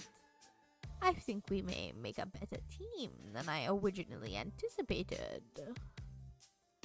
With our wits combined, we can tackle a bigger and better things than traffic injuries. He flexes his hand at his side, then in one swift and decisive movement, he extends it out to you. On his face is something close to an honest-to-God, real-ass smile. I've never actually formed a legitimate partnership of any sort before, but I believe this is how it's done. What do you say? The glow in your heart shines brighter than any expensive and still kind of mysterious lotion. You take his hand in your firm, no-nonsense grip of pure, inexorable joy and shake it.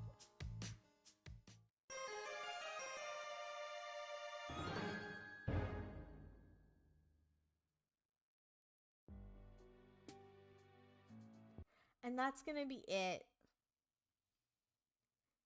We're at almost 4 hours.